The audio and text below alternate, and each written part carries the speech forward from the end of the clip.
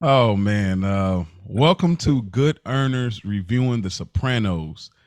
And here on Good Earners, we like to talk about family, finessing, finances, and feelings in the world of Tony Soprano, bringing you a new perspective, a fly perspective, and a black perspective.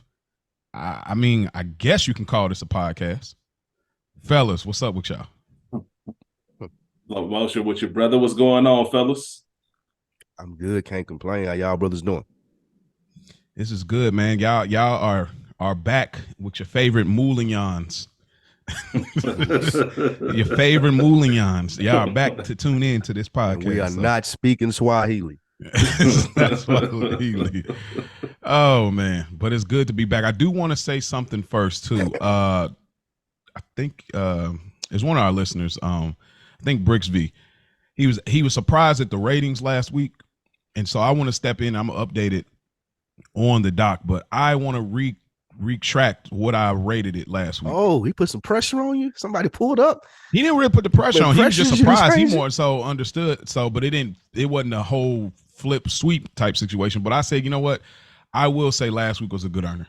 I said it was just another envelope. I think it's the more when I listened to us and how much I was laughing and how much fun I had with it, I said, you know what? I think it is a good earner. So I will retract that. And we may have more moments like that, but I'll retract that one. So last week was a good earner from just another envelope. So I know, me and you, we both got retractions at this point. Spike don't got one yet. So yeah, we'll he ain't see. got one yet. Yeah, we'll see. I'm standing on that. Look at this guy. Standing on business. But we open up. Junior's at the hospital. Junior has this dream that the feds will offer. My fault, man. We're going to do a synopsis. We got to do the review. Yeah, I'm so sorry. There we go. Take it on back. Spike, what episode are we reviewing?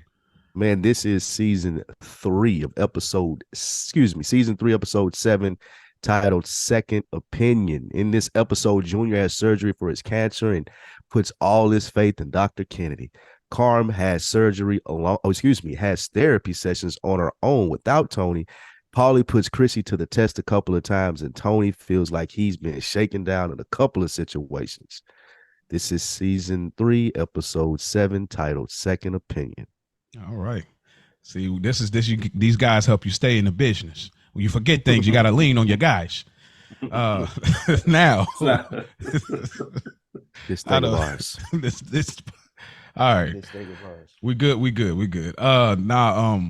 So Junior, he has a dream that the feds will offer him a deal for curing the cancer if he ratted out Tony. And we see a little newspaper article. He got married to Angie Dickinson.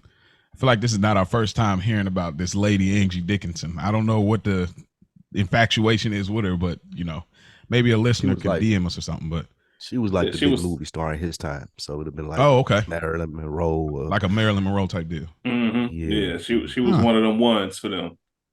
Yeah. That's wild to think it speaks to Junior's delusion that we're going to see throughout this episode. Then they do kind of a quick montage of Junior's thoughts between Livia and Tony's words, and then he comes out of the dream. What did y'all think about this opening scene? Because they gave us the idea, the fact that he has cancer on another toothpick 2 episodes ago, and now we're seeing it like all come together. So what did y'all gather from this opening scene with Junior and going through all of these thoughts and dreams and even the surgery? Planting the seeds for one, just about where Junior's mind is. I'm assuming both of y'all knew right away, even on first watch when the feds came in, that it was a dream, right? I didn't know until they said like the cure for cancer, and then I think that's when the very initial when they did that, I thought like, oh, what a play! They're getting Hawaii high, like, and then and that's what I took it as that immediately, because I'm just like, man, that's they treat my man. I'm about to say, man, they doing surgery for cancer to this man. Ain't no way you coming in with the feds on this shit. You can get him afterwards. That's a little thirsty, but it just shows where his mindset is, because giving up Tony for some reason is on his mind. It'll settle all his pains, and we get more of that as the episode goes on.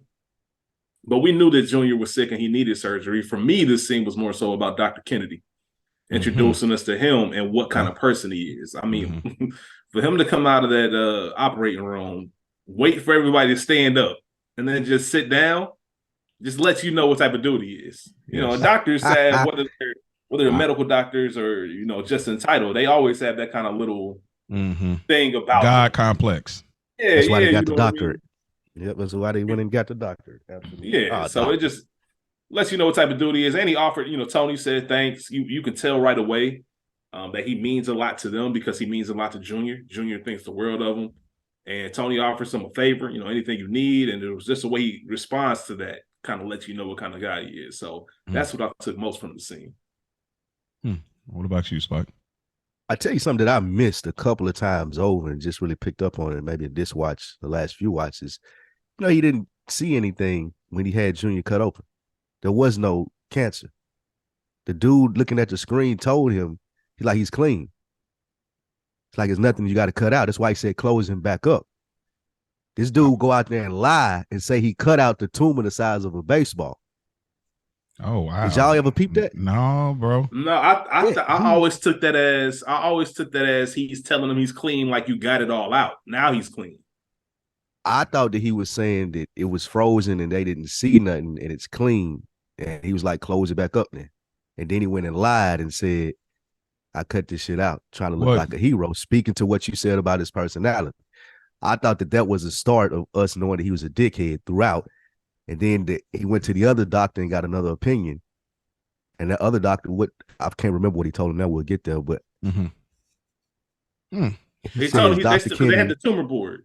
He said, I have the results of the frozen section. And he's like, can we move this along? I have a thyroid, whatever it may be. He said, based on the preliminary results of the frozen section and depending, of course, on the full path report, it's clean.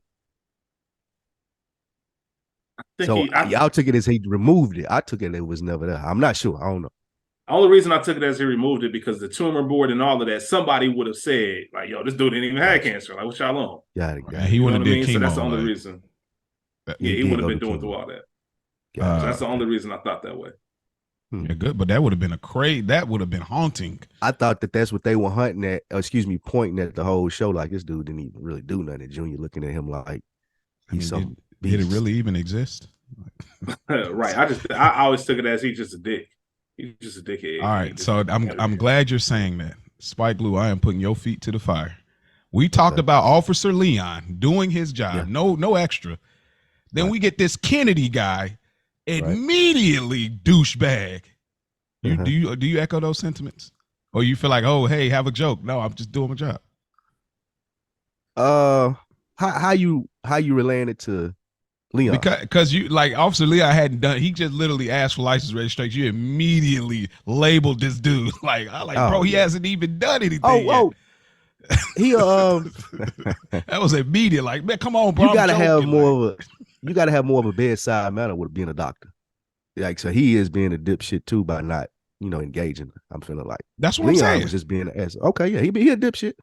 Yeah, the doctor's a dipshit. But only even beyond that, doctors have this like rarefied air around them. They walk with that kind of aura. Oh yes. So it's almost expected because you can't. There's the mindset of anybody can, if I wanted to, all three of us, if we really wanted to train and shit, we could probably end up being cops. Like none of us are going to be doctors. So it's kind of one of those things like I can do this, you can't. Just that mindset of it. So I think that comes along with it as well. You expect doctors to be arrogant. I might be a little concerned if my doctor wasn't arrogant. Maybe so. Maybe so. It's like a superpower to them almost. Like I have a superpower, y'all don't. You know what I mean? Like you said, the doctorate, the schooling, the background, the education. So yeah, I get that. If that man would have stood up and then sat down, I'd have stayed standing. I'd have looked down at him the whole time. you ain't about to make me get up for a split second and then sit right back down, bro. I don't care who you are. It's for this two old men on the left side behind them. Like one of them's an old black dude. So I don't know who these old senior citizens were, but they got up and sat down too. Yeah. And I'm like, obviously they're not part of Junior's crew because there's a black dude there. So I just thought that was like a little. You see a black dude? I look like a black dude, like right behind him. On the end? Nah, come on, man. You think Tony would have been sitting next to them? They ain't black, man. Yeah, them old Italian dudes. Yeah, he's real dark. Like I tell you, Sicilians are dark. Go watch True Romance. I can say you got to see the scene in True Romance. So understand it's a really good scene by Christopher Walken. Yeah, Gandolfini's in that movie too. My God. Yeah, you would love that. True Romance is a good movie. Is that the one we was talking about that correlation? I think that one time about the blacks and you guys okay. definitely mentioned it once, man. True Romance is one of my favorite movies of all time. Quentin Tarantino wrote it. He ain't directed, but he wrote the film. Right. So I mean, he's saying nigga all through it, huh? Yeah. I mean, the Sicilian scene. Yeah, you know that's the thing with Quentin. Yeah, Sicilian are niggers. Yeah, that's the whole. That's the whole scene. The whole it's beautiful. Thing. It's beautiful, but it makes you be like, damn, man, come on. Oh man, so no, yeah. All right, True Romance coming to Patreon soon. It's a classic, man. We go to the next scene, or is there anything else y'all wanted to add, or that was pretty much it? I'm reading a fandom now, and it says that Dr. Kennedy cut short the lab report, citing his busy schedule, and consequently, he removes too little of the tissue surrounding Junior's tumor, which is why he had to go do the chemo. Which why he played it off right. Then he informs Tony and his crew that it was a complete success. However, on a later visit, so he just didn't remove enough. He didn't really do his job, and that's what the lab report dude was. That's what I picked up on. The lab report dude was trying to tell him, "Hey, you may not have removed enough," and he cut it short. Like, I gotta go and all that. Okay, that's crazy. Somebody's life is in your hands. I gotta go. That's wow. That's crazy. Yeah. I saw real quick. I saw a post on. I don't know if it was real or not. It was a judge. I saw it on Twitter, but it came from TikTok. It was a judge. He was eating his lunch. He said, "Damn, man, I just gave somebody life because I was hungry." Oh wow! I don't know if it was real or what, but he was insinuating, man, I was really just trying to get to my lunch and get this over with, so I just gave him life so I could go eat my lunch. I'm gonna say that was a joke, man. I'm gonna say that was a joke. I gave him life because I'm hungry. That's crazy. For my sanity, I'm gonna say that was a joke. Hopefully, that was a joke. I like Rich's. I like your response. I'm gonna borrow that. Yeah, for my sanity too. I'm gonna say hopefully that was a joke. That is scary. Christopher and Paulie, they're playing pool. Looks like Christopher got the best of them, and so Paulie said, "Hey, don't worry about what I owe you. Just worry about what you owe me." And he's like, "Nah, you owe me for this, and you owe me for the skybox." And then next thing you know, he said, "Wait a minute, you wearing a wire?" And they immediately begin this whole maid boot camp situation. And this is the begin. I think, would y'all say this is the beginning of the biggest rivalry in the Sopranos with Chris and Paulie, or y'all feel like it began earlier than this? The tension was building. They was building way back when he got made. I think they started planting the seeds then when Paulie wouldn't take the short envelope. Oh, got you, with the short bag. And we seen that it was just because he wanted a big envelope for Tony. It wasn't really that he was stressed about it or nothing. He just wanted a bigger bag to give to Tony to look impress himself. So, and all the shit that Chris went through to get it. So I think the seeds were planted then. Okay. Yeah, I'd agree with that, man. But one of the greatest back and forth in Soprano history, I say. Oh man.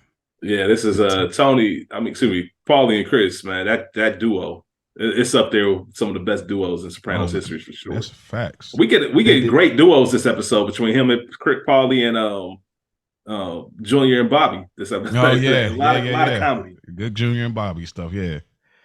But yeah, he makes them strip down. But they built this tension up great though. Oh yeah, not just this episode, but like you were saying with Chris and Paulie. Like, one of my favorite scenes is the one with the restaurant. We ain't got to. Oh man, I love that. I just made a video on that on one of my IGs, but man, that I can't wait till we get there. But like, it's an interesting thing because they're kind of all saying that they, in so many words, they've been through this. And like, Patsy was like about to go over there and like basically like, bro, you better get undressed. I'm gonna help you get undressed, kind of. And Chris like, don't you touch me, like, and that is a trait of Christopher's. Like, he's always down to scrap. He don't care about protocol. Don't touch me. Only person that really can touch Chris for real is Tony. Like, Chris don't care who you are. Don't touch me. Like that. I love that trait about him. Cause like Patsy was like, we'll see later a scene. Well, I'll talk about that scene, a later scene with him and Patsy in a series. That is a funny thing of like how much Chris really don't touch me, bro. So it's like he gets naked and everything just to get that off. And I mean, oh my gosh, like, I get it. This is how they bust balls, so it probably wasn't as embarrassing as it probably could have been, but because it was just them three. But like, if it was like a whole bunch of them, like Tony was there, Bobby, like you start having, man, bro. I'd be so mad. He even told them about it. Paulie did. Paulie can't keep his mouth. That's a good seed they planting too. Mm-hmm. How he just tells every goddamn thing, and we see how that comes back. But even Tony mentioned, like, heard about the strip search. Yeah. Mm-hmm. He little Mandel, man. You a little nigga. That's all this. That's all this is, man. Paulie is just flexing. Yeah, you a new dude. Like, that's how any organization, any type of, it's always like that, man. You the new dude, then you on a store run. Mm-hmm. You know what I'm saying? You go get the ice, you go get all of that, man. You do all the little mundane shit. Go move the car out the driveway so such and such can get out. Whatever needs to be done that don't nobody want to do, that's what you're doing. Paulie knew he was playing with free money. Either I'm gonna win money or I ain't gonna lose shit because I'm not paying him. Fuck you. Like you said, oh, you worrying a little too much about what I'm giving you when you need to be worried about what you're giving me. You know what I mean? That's the life that you win. And there was another important thing from this scene that taps into what we've been saying for most of this season. Maybe probably the series, even before I was on the show. This is the end. You know, we're coming in, you know, at the end when all the good stuff is over. I think last week or whatever the episode, another 2-pick was,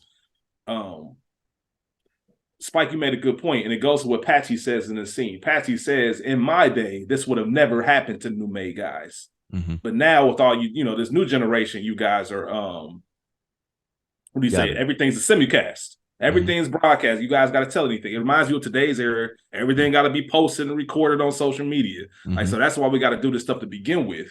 But Spike, you made the point last week or 2 weeks ago, whatever it was, old man Bacala taking care of Mustang Sally like that. Like, that just goes to show the gap of the generations. Like, these generations were so thorough back then, and you guys can't be trusted. There's more of that conversation going on just by him having to be strip searched and things of that nature. So, and of course, the funny part, man, Chris getting humiliated. I guess you could call it a dick. I guess you could call that a dick. And I love the fact, and I love the line when Paulie told him, like, when he said he wasn't doing it, like, hey, at first I was breaking balls. Now you weren't. Yeah. Like, I'm leaning all the way into it. And it's like, bro, there's nothing to do in that scenario. Like, it's a lose-lose. You could be down or you could be up. Exactly. I'm talking about being naked. I'm talking about being naked. That's that. Like, what are you supposed to do? Like, either way, you're done. Like, you look goofy both ways, no matter the status. That's how I'm like, dog, that is a crazy situation. But I like the fact that Patsy, he's now immersed in the crew. You know, I feel like now he's there. So it's like this is one of Junior's guys. Now he is fully Tony's guy. So I like that he's here enforcing with Seal and Paulie. So I thought that was a little interesting thing. Like you said, they show us things without saying it, and this is one of those things that's showing that Patsy is now fully immersed as one of Tony's guys in the Soprano crew. It reminded me of Paulie trying to get P to the strip. Yeah. When they take your clothes off. Yeah, take your clothes off, man. Why won't you take your clothes off? Paulie specialty. Yeah. Paulie's a funny dude, man. Pussy got up out of there though. He like, nah, bro. I got my blood pressure. Speaking of blood pressure, we got so far to go to get to the blood pressure medicine. But Sopranos dinner. Tony's over there. He's milling on a little, look like a chicken leg, and Carmela's having a conversation, and we see Carm. Do y'all ever catch Carmela's mom's name? I never get it. I get her dad's name is Hugh, but I don't think I ever get her mom's. I was just looking at it too. Keep talking, I'll get it for you. Well, I'm calling Mrs. Soprano because we don't call Carmela Mrs. Soprano. So it's not Soprano. It's like it's DeAngelis. Oh, right. Right. Mary DeAngelis. Right. Yeah. This is Soprano. Yeah. I mean, this is Tony's last name. Right. Yeah. Well, Carm's mom, they're having a meeting, and AJ pretty much, she's like, Tony, you gonna weigh in? It seems like Tony he's in deep thought. Maybe he's thinking about Uncle Junior and the cancer and everything. I don't know what's necessarily on his mind. He alludes to that later in this episode, but he just says, like, yeah, AJ, you're going to the trip. You're going to learn something, this. And then AJ has a funny line right here. He says they're going to the FBI headquarters. So it's like, if you ever question if your son knows, he knows. This is if you still was trying to figure out, does AJ know? He knows at this point. And so, yeah, that was a funny little line there. Tony gets a beep. He got to go. Then AJ, he got to go as well. And then this is where, oh man, Carmela's mom, bro, she starts to bring up the one that got away, Angelo Stamfer. who I guess is like has a bunch of pharmacies, and she's in this man's house, Tony Soprano, talking about who you should have married after you just ate with this man. This is nuts, bro. Hold on, Mo. Not even more crazy than that. Even more What? crazy than that. What? He's saying that shit like they newlyweds. We've been married for damn near Dog. 2 decades. What the fuck is you talking about? Grown kids in college, bro. What the fuck is you talking about?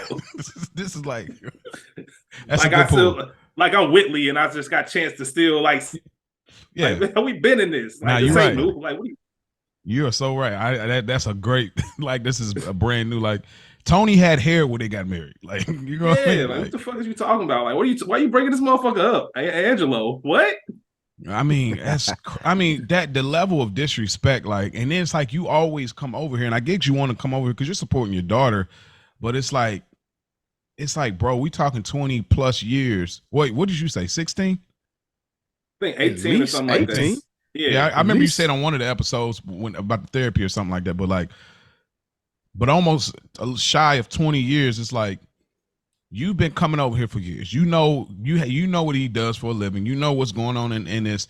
And her mom's out of pocket. I get her mom's sentiment. Her sentiment is that you should have basically gone the regular route instead of the mafia route, which is like an echo to everything that Carm starts to feel and go throughout this episode and even previous episodes of the looking over the fence thing.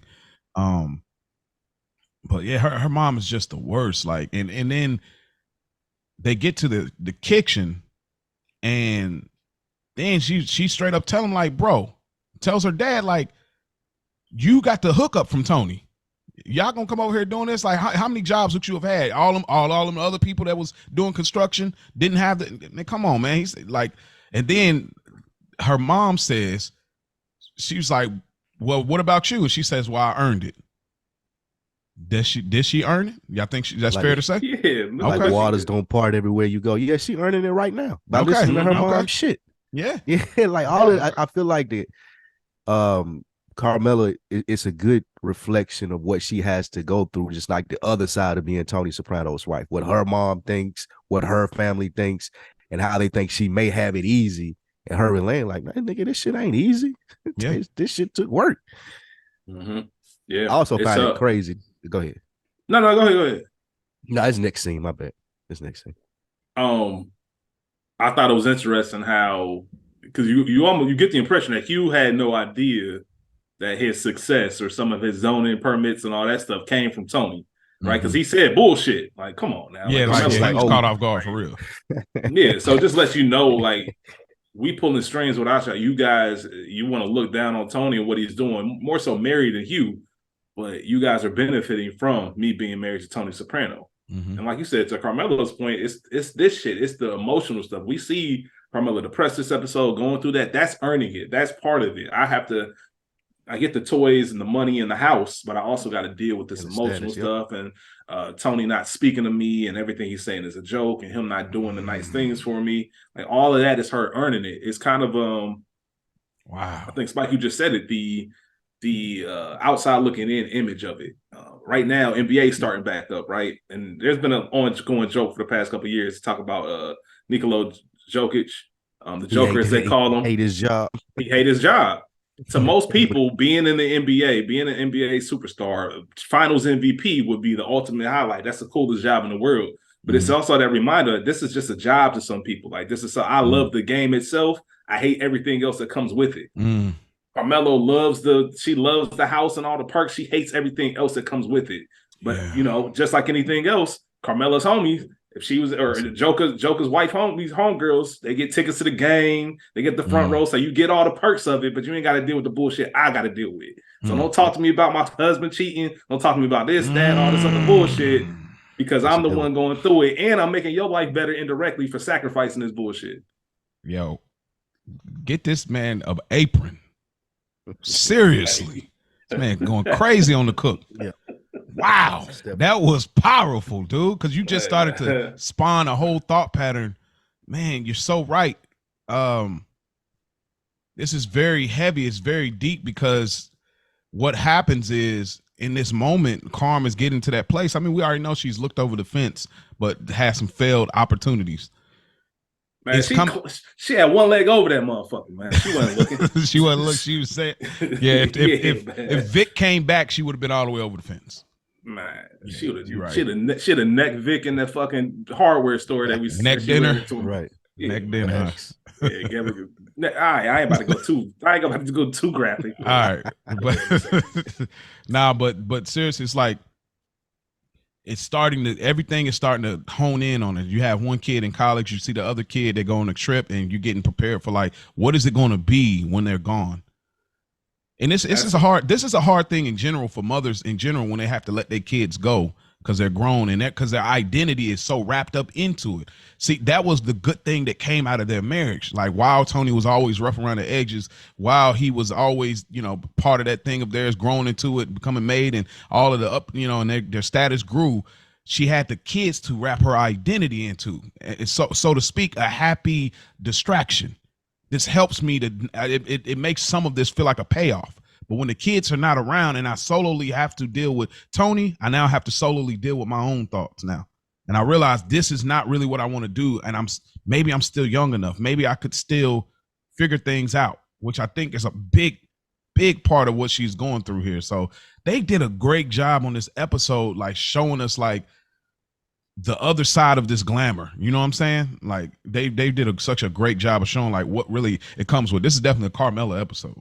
So man, Edie Falco won an Emmy for this episode. For this one?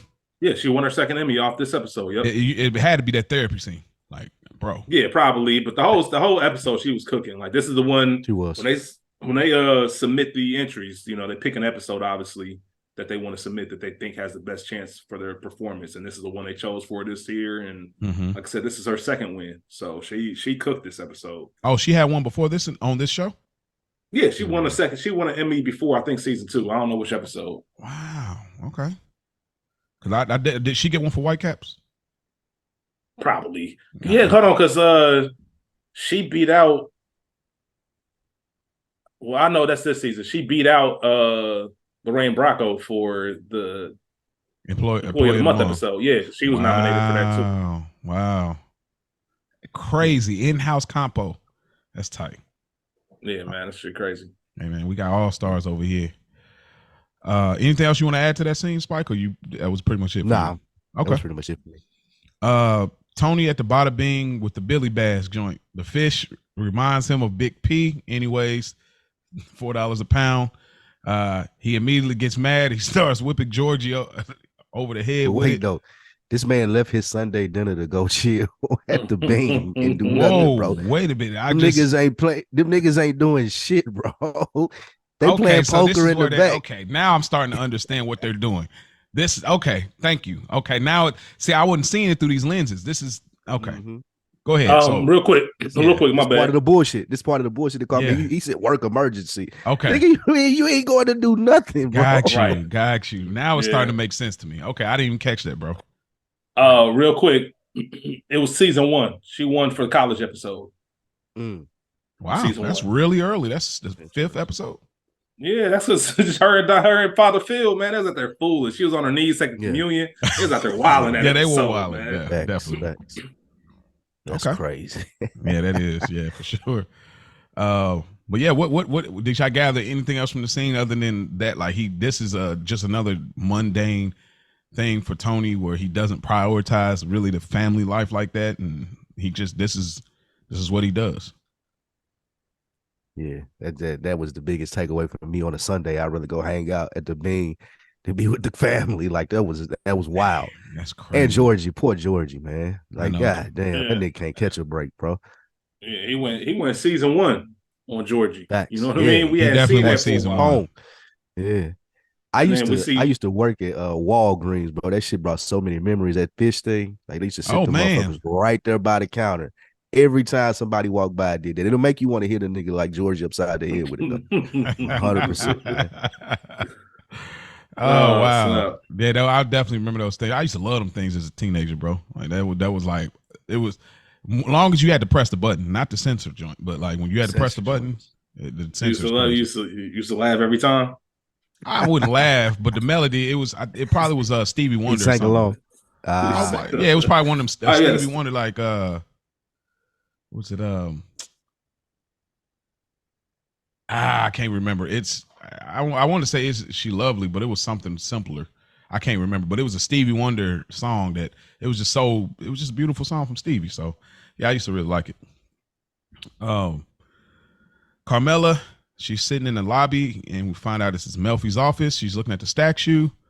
And she walks into the session and Melfi is quiet. And Carmela first thinks that Melfi's quiet because she has low key some bias for Tony. So she feels that she's doing that. And so she asks that question, but clearly we know that Melfi isn't doing it for that reason.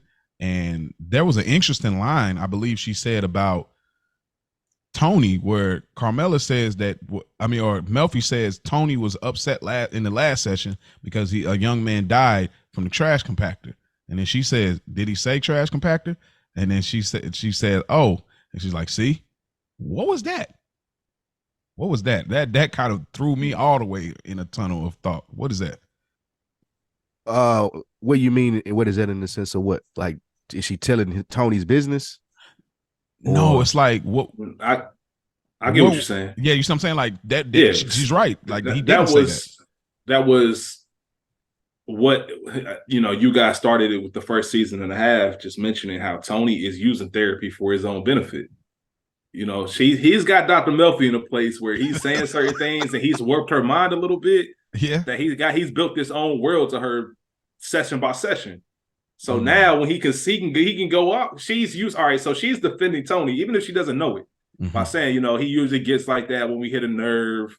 He talked about the man who died by the garbage compactor, but he didn't say garbage compactor, did he? So that was her kind of pointing out, you so quick to give him some compassion in a pass that you taking his story and just running with it. You making up shit that he didn't even say. Oh, wow. And her point was, it was very powerful. It goes back to the conversation with the parents. I'm the one that has to be here 24/7 for this. Like, you guys get it in doses.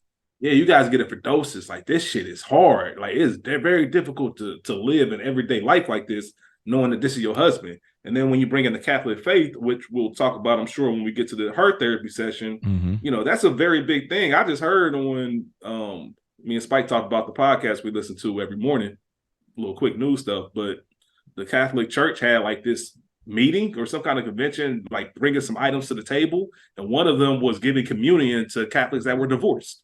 Like, it's a big thing to be divorced in the Catholic Church. Like, it's a big no-no. Like, they won't even give you communion. I didn't even know that because I'm not Catholic, but that's how serious it is. So but knowing that information puts this show in a whole bigger perspective, because now you can see why Carmela, and she's alluded to this before this episode, why she's so hesitant to get a divorce, because that's in the Catholic. No, you don't do that. You stick that out. Wow, that's a good point. Yeah, everything Rich said, I think it's just showing that I have to deal with it like she just told mom. I put up with the bullshit. I know when the motherfucker's sitting here telling a bold-faced lie and putting the story together, and y'all are manipulated by the aura of Tony Soprano. That shit ain't cool, man. That shit ain't cool when you with somebody all the time. The stars, the friends next to the stars don't never look at them as stars. Like, they a regular person. Y'all are the ones that don't see. I see them every day. Like, this is just a big shock for y'all. This is a once in a lifetime for y'all. I know this motherfucker's bullshit. Yeah. Well, it's them small dosages. Yeah. People are so great in small doses. A person like a Tony is great in a small dose. We'll see him later with Meadow and meeting some of her friends, and how he got that charm with her friends. Like they like him a lot. Yeah, they deal with him in small doses, but Carmela is giving us a great, all this is just genius anyway, but they're giving us such a great different positioning on how we see Tony all together from her eyes and from her lenses. So it's a very interesting thing. She says, I try living with this man 24 hours, 7 days a week.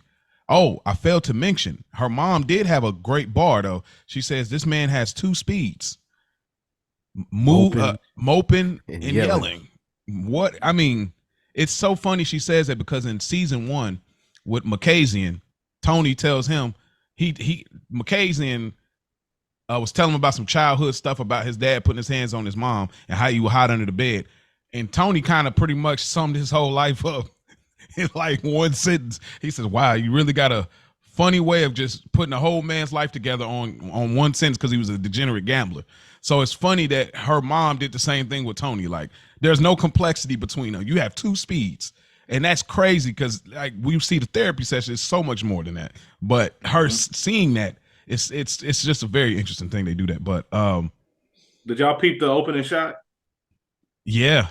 This See, is that's the pilot, man. That's the first time. The first time Tony's in the therapy office, they got that same exact shot, looking through the statue's leg directly at Tony. I thought it was interesting to use it for Carmela's first solo. Yo, Sure did. this was a backdoor pilot. No, I'm just playing. That's how it's feel. It was going to be the Carmela spinoff, the divorce. You know what?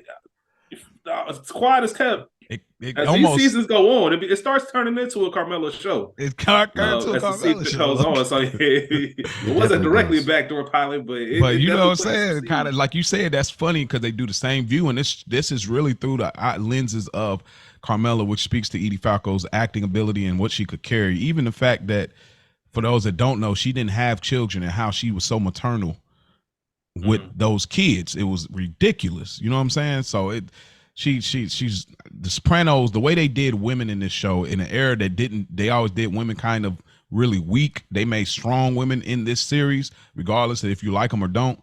Shouts out to them, man. Like, to give us a female-led episode. I think Edie Falco, this definitely opened the door for her. She a beast anyway. I think she won some awards for Nurse Jackie as well. The medical thing that she did after the Sopranos, Nurse Jackie. I think she may have won some Emmys or whatnot for that. Yeah, she's in Oz. I'm watching Oz right now, so she's over there. The glow up is definitely different though. I'm gonna be all the way real. Like, anybody that's seen that show, y'all know it's a different character Edie in there versus on here. You know, I commend you for watching Oz. Yeah, man. Shout out to you. It's a rough watch. I'm trying to get through it, but I'm hoping that it some of that stuff diminishes. Let you know right now. If you ever want to talk about Oz, me and Spike, you're gonna have to find two other brothers. Oh, don't worry. I would never bring this to the light of day. There's not gonna be a show where I'm about to do a scene for scene breakdown of Oz. Is nuts. No Literally. pun intended. Literally. Oh man, look, somebody go like, what is that? Let me go look this up. Please don't. Yeah, save your time. But For your sanity, do not. Yeah, it has some. Don't look up. What was that? What was that movie with Master P and Richard T. Jones from The Wood? Oh, that's one of the saddest movies. Well, I do from the and Stacy from The Wood. He was in there too, man. That was one. Lockdown. Don't. Lockdown or something. I was a kid, bro. I might have cried, bro. I might have cried as a kid watching that. Yeah, that was. Yeah, that was. This is in the No Limit Film days. I'm surprised I missed this. No, I think P was just in there though. It wasn't No Limit Film. It was. He was like this. Richard T. Jones was the star, like I said, Slim from The Wood. Yeah, he was the main character, but he ended up getting locked up. And Master P was in it. Like I said, dude, listen. Sad, I watched that shit as a kid. That shit traumatized me. Me too, bro. Make sure that don't ever take your ass to jail, bro. We might have to another week in the books. We're gonna have to figure out how to weave that in. But yeah, that man. Junior and Dr. Kennedy, he comes in and he basically reveals the news. Some bedside manner he has, huh? Junior's telling him about his photos. Like, man, these could be on National Geographic. I mean, Junior is definitely joint copping crazy. Listen, man. Listen, the dick riding is preposterous. Bro, I mean, goodness. You tell me to take a crap. You tell me to take a crap on the border of St. Mary's. They're gonna get the disinfectant out. Junior, it was, this behavior was crazy. I gotta ask a question. What's up with the April cool, dog? Just snap, man. Nah, but yeah, Junior's, he's pretty much he's all over it. You know what I'm saying? And Bobby asked what question, so. And he eat solid food? Junior eat regular food again, just so he could probably eat Junior's food again. That's all I was thinking. Like, Bobby, you just want to eat his food again. That look he looked when he looked back and gave Bobby that face, like, bruh, I know that ain't the fucking question you asked, bro. And But it makes sense though. And y'all know Bobby, my boy, so I'm gonna shoot him some veil. Yeah. It looked like they have a hard time getting that shake shit together, as we see later in the episode. So usually Bobby is doing that. So think about him having to do that every time Junior want to eat. And I know that shit don't fill him up. So Yeah. It's a logical question from Bobby's standpoint. But I could understand Junior looking at him like, nigga, go wait outside. Yeah, it's because actually it's not a bad question. I've been with family. We've all been with family. He's a caretaker, right? He's a caretaker, right? So that's a real thing. It's like dietary need is a real thing. So it's like he wasn't asking a dumb question, but Junior was just on it so crazy that he looking at you. You shouldn't even be in this room, really. Like I think of him so highly because his name is Kennedy that you asking about food is disrespectful to this man almost. Like, yeah. So it was crazy, but he was still just like playing it off and like, oh, we gotta. I mean, this is so scary. Like the doctors could like backtrack smooth like that. Like he basically told him smoothly, just say, yeah, pretty much, yeah. So we gotta get you back under the knife again. So yeah, we can schedule you on Monday. We'll prep you Sunday night, like just easily, like, bro. Yeah, that's usually how they work, man. You can't have any kind of emotional attachment in that job. You kind of just got to keep it moving. Like I know a lot of nurses, and it's a lot, man. Yeah, because you can be sued if you say the wrong shit. Like if you tell somebody that they gonna live and they got if you differ from the results stuff, like they can sue you for that shit. So yeah, man, it's also a great expression actor by another example of great expression acting by Dominique. I forget how to say his last name, how to pronounce it correctly. But either way, I sincerely felt bad for Junior when he told him he had to go under the night. That look that he gave him, that's kind of like one of those like, oh, my heart kind of break for you because I saw how much you don't want to do that. So that expression actor from him was just top tier. Yeah, he really made you believe. All of them, they got the crew of Avengers for this whole show, bro. Goodness gracious, because it's like you don't even think of them acting. You think this is who they are. Right. No, that's a good point. These are, you can't tell me these aren't real people. Yeah, that in my world, that I think about Orlando Brown. I always use that clip. In my world, okay, this is how it works. Like, yeah, that's my guy. That's my guy. Says a lot about you. Oh, that's crazy. Says a lot about me. I grew up to That's So Raven. Give me a break. Like, oh yeah, that's that generation gap. Because I'm sorry, y'all grew up on Good Times. My bad. I know there's a gap. I get it, bro. Moving on up to the side.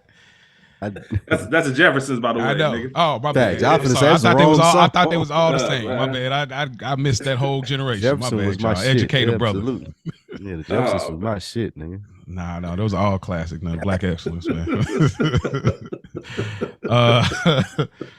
But we get a quick little Bobby and Junior ride. Kind of a small scene, unless there was something y'all wanted to add to that part of it, but. Nah, it's just funny. It's just Bobby Jr. banter. Okay. That's a little more chemistry building. We get Carmela at the store. She's just like, she's going through it. And maybe, you know what? Maybe this episode and even this moment is kind of showing like this is not really the first time Carm's felt this way. They're just giving us a moment to highlight this day of the day in the life of Carmela Soprano, just to say like she's been thinking these things. So all of the previous behavior throughout the episodes, this is just showing us like when we get to live with her for a day, this is her every day thinking, action, behavior, the mundaneness of Carmela Soprano. And I really never looked at this episode that way. So it's almost like that's what's going on here. But she's in the store. She's just kind of staring off. She turns over and she sees Angie bumping Sarah, Big P's wife. And I looked at the store. To me, it kind of looked like a Safeway. I don't know. I mean, I'm not saying that's probably where they went, but it looked like a Safeway to me. But she makes a joke that maybe Tony won't come if we invite you over to dinner. I don't know what was the joke alluding to. She don't fuck with Tony, man. Fuck Tony. Hopefully he don't show up. Okay. We'll have a better time if Tony's not there. Okay. You have to do the right thing and say, come to the house for dinner. Mm-hmm. But it'd be much better if Tony wasn't there. That's a good point that you made about Carmela. There's a point when we get to her therapy scene later on. There's a point I'm going to make about just the perspective that we look through. And yeah, you're probably right. We have seen that before, but I want to ask y'all, and I'm sure I would assume you both agree. You said that Carmela saw Angie. You meant to say Angie saw Carmela, or Angie tracked her down. Oh, really? That wasn't a coincidence, bro. Not at all. Whoa. Y'all brothers. That's why I'm glad I got y'all. I missed that. What? How you get that? How you gather that? All right. For one, hold on, my fault, real quick. Spike, turn on your mic. All right. So look, the way that Angie crept up on her, right? She knows Carmela. All right. If Mo, if you see somebody in the store that you know, you're just gonna creep them over their shoulder and not say nothing, but go right by them, wait for them to say something to you. She wanted it to look like that. Like, oh, I just happened to bump into you here. Carmela even made the point. This is probably the most Sopranos does an incredible job of giving small, super small details to let you know this person's out of place. Okay. I didn't even know you shopped over here, which lets you know I've never seen you over here. This ain't even your part of town. Wow. And she looked her down all the way over there. Like she looked her down. She was making sure that she got in her peripheral vision, act like she was fake looking at the meat to lean over so she could really make sure she saw her. Wow. And the first thing that she brought up wasn't how you been, how's the family, what Colombia. It was, I'm over here because I did the dog food. You know, every penny counts these days. Those kind of planting those seeds in the conversation and going into it. Like I said, you get the impression they haven't seen each other in quite some time. So the first conversation I see you about is about money. That's why Tony was so mad. He knew that she went down and found her. Like this wasn't no coincidence. Even if it was a coincidence, why are you bringing up bread and money and all that shit? Like, you know, that's not how this goes. You never brought this up to Carmela once, but now you want more and you're using Carmela as a vessel. Now, there's nothing that pisses anybody off more than the audacity of going around me to try to get what you want. Now you get somebody you know that I fuck with. Yeah, you know that I fuck with this person and really can't tell them no. So you get them to ask me. Get out of there. And Angie played it so slick because she never asked her to ask Tony. She just mentioned what she knew that she was gonna say something to Tony. Wow. Yeah, she definitely tracked her down, man. Angie wasn't. She had this shit. Been planning it all week. And two, right? Yeah, I ain't playing this all day. I playing this all week. Son. It shows, and man, that was a great pull, Rich. Because as we see Angie later in this series, we shows that that's the type of mindset that she has. She not like Carmela. She not like Rosalie. She more like Tony and them. She got a hustle about herself. So this tracks and this plants the seed for that as well. Wow, that's even greater pull, Spike. Yeah, well, yeah. When we get later, that makes that y'all tying it together right here, boy. That's a great pull. Even when she got to deal with Phil and all that, like all the whole nine. She a G. Angie a G. Yeah, she might have been. Her trajectory is so far from this moment for those who've never seen Sopranos. Just know that, like there's a scene in this where they pan a side by side view through the aisle, and you see Carmela's in her bag, got the heels on, got the gauchos, got the pink fluffy coat on. With the chain, like Carmela's up. You look at Anne's got on some British Knights. She got on the what? British Knights. She got on some British Knights, man. British Knights. What are those? Yeah, it's an old school kicks, man. Yeah, I used to have me some British Knights before your time. British Knights used to be the ones, bro. Okay, I had one pair of British Knights. Man, British Knights. I'm gonna have to check that out. Research. But her that with the sweats on and the little jacket. So you look at almost like a class situation, like. This is the class I'm in versus the class you're in. And it's like, you're absolutely right. We've seen her. She went out to dinner with Rosalie and them. She know how to get in her fly bag too. She's not unfamiliar with the mob wives. So it does kind of lean to, now, don't get me wrong. I'm not saying that these mob wives never dress down to go to the grocery store, but it does kind of lean into what you're saying, Rich, like intentionally tracked you down. I want it to look like I'm down bad. She even said, like, where am I going to come up with $1,200? Like, she casually threw out how much she definitely all types of shit. Like, you get them. If you really need money and that's your friend, you gonna hit them up on some intentional, like, hey, I need a favor. I hate to ask, blah, blah. You don't. That's not even something you bring up in a casual conversation in a grocery store. Oh yeah, by the way, I need $1,200. I gotta get my dog. I don't know where I'm gonna get it from. Like that's small talk. Like let's talk about that if we link up. I invited you to dinner, then you got that combo. The fact that you bringing this up right now, 100%, 1,000%. She tracked her down and had full intention to plant that seed in Carmela's ear. Yeah, and it also puts things in perspective for Carmela, because this whole episode is more teetering for Carmela's her decision rather to stay married or not. And this is a moment where she sees, you know, Angie having to like come to her low key to ask her husband to look out for me, add a little bit more to the funds. And so it really brings in perspective, this is what it looks like if I'm on my own.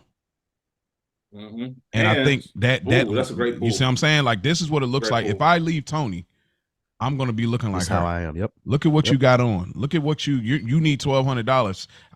I'm probably going to spend that for groceries or for things around the house. She talk about a furniture set, like a floor, getting some floors done. A therapy session. Like, I just used that on a couple of sessions. Like, so I think this is one of those things as a seed, as far as in Carmela's mind, it's like, if I'm going to do it, this is what it looks like. And this is where I think that's a part of the seed too. But man, great pull on the Angie B over here. Like, that was really good. Anything else I want to add to that? Okay.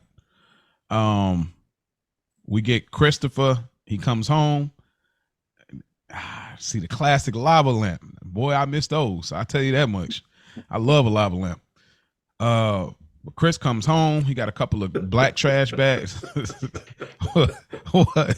I should be so funny, huh? This is one of those moments. Yeah, you just should. You one of a kind, bro. I should have done it, huh? You one of one, bro. You were one of one. You one of one, bro. Bro, I didn't even say anything. A lava lamp. I'm lame for the lava lamp, huh? That's. I just never heard that sentiment towards a lava lamp. I never heard that sentiment towards a lava lamp. Wow. Nigga said I missed those. What? I don't. Y'all. Okay. My mom cussed me out one time for asking, "What you want that dumb shit for?" My mom real life. So it was like looked down on. Like, what are you doing with a lava? Like some hippie type stuff. Like, why would you even want that? Not you. I'm just saying my mom. Okay. All right. See, that's why y'all here. Y'all to help provide me context to things I necessarily don't know.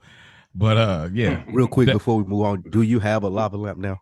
I do. No, we had one once when we first got married. That was a minute ago. But I don't even know. Somebody may have gave it to us. I don't remember. I never purchased one. Somebody knew that you liked them. And I don't even know what the context. I don't know if it was a wedding gift. I can't even remember, bro. Like, somehow. Somebody gave you a lava lamp for a wedding gift, man. Get them out your life, bro. Get them out your life. Get them out my life. Y'all are not friends, bro. Please, all right, fill me in, Rich. What's the issue with the lava lamp? Tell me, what am I missing? I'm missing something here. What is it? Ain't no issue, man. If that's your thing, that's your thing. Nah, man. You got lava lamp. Go ahead. A lava lamp as a wedding gift is just crazy. Like, come on, man. Give me a toaster. If you're gonna go the traditional route, give me a toaster. Don't give me no waffle maker or something like. Yeah, man. Like, at 21, you want a toaster or waffle maker? That's crazy. Or a crock pot. At 21, you want a crock pot. Nigga, give me an ounce. Nigga, don't buy me no fucking lava lamp. All right, that sounds about accurate for 21. That's why. Oh shit. All right, man. Well, they these guys, man. Y'all hilarious too. But nonetheless, he walks in. He got 2 black grocery bags full of shoes.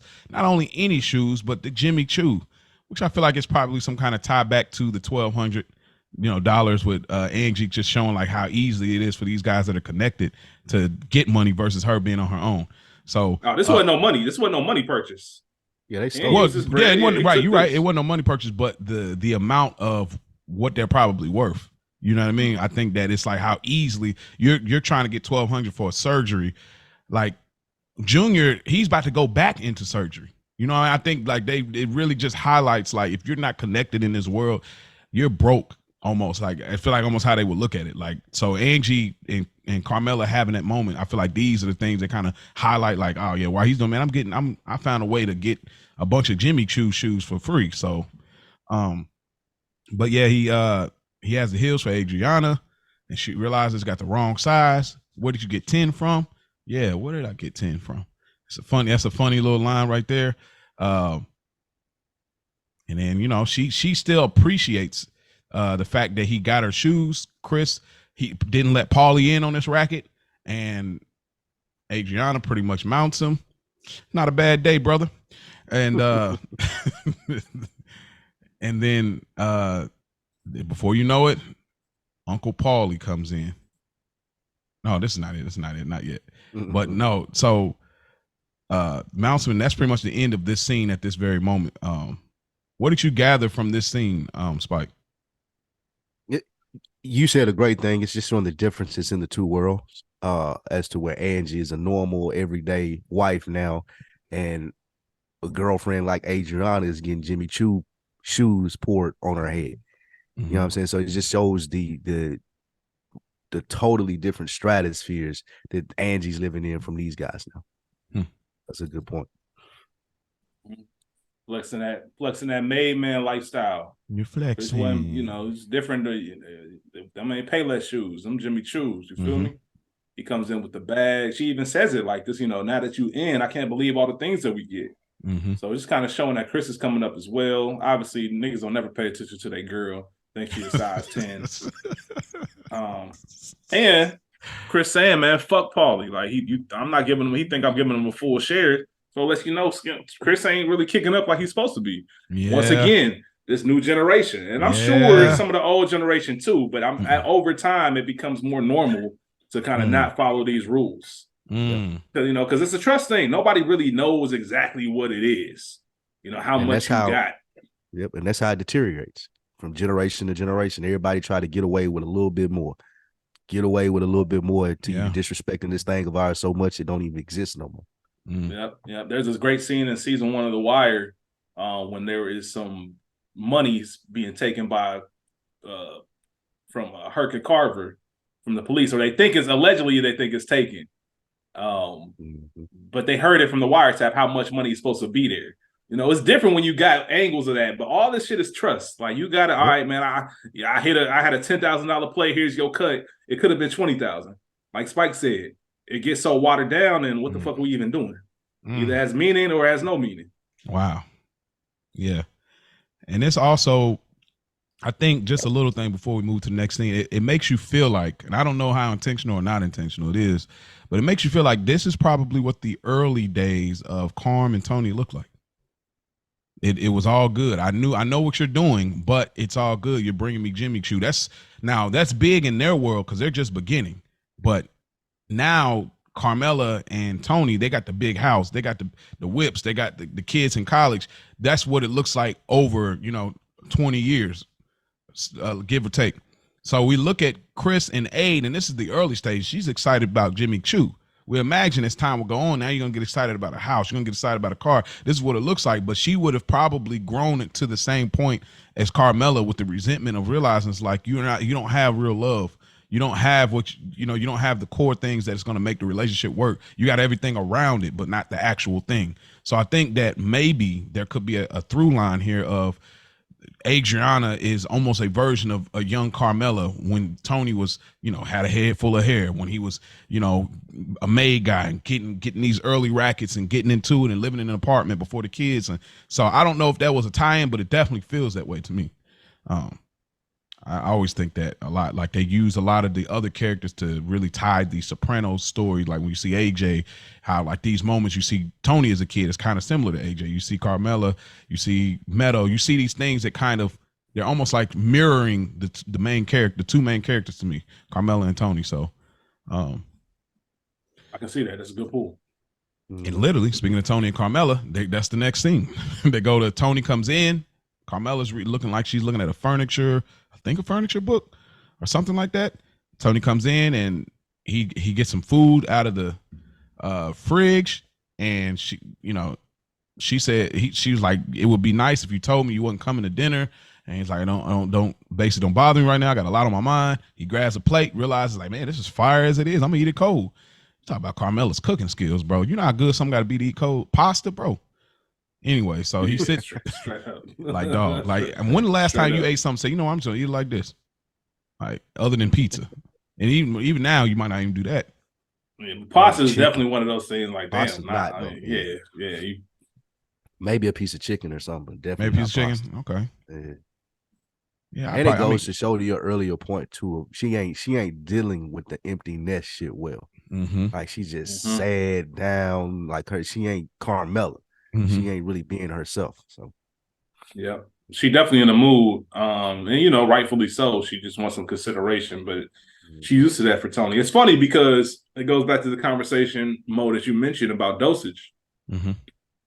All things considered, this is pretty decent for Tony. This is decent behavior. Like he's kind of he knows he's late. He's cracking a joke. Like, well, that's what they made microwaves for. Inconsiderate husband. Yeah. Gives her a compliment, a sincere compliment. Like, yo, this is fucking delicious. Like, I'm gonna eat it like this. I ain't even got to heat it up. Mm-hmm. Breaks this plate over, sits down with her. Yeah.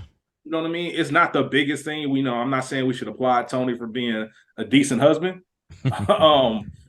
But the fact that he actually did, he's trying to give Carmela a little bit of something, but it's never going to be enough. Mm-hmm. And like I said, this is years and years and years of this coming down on their marriage overall. Mm-hmm. So her bringing up that meeting about, meeting with Meadow's dean and Tony just being on some, I know a shakedown when I see one.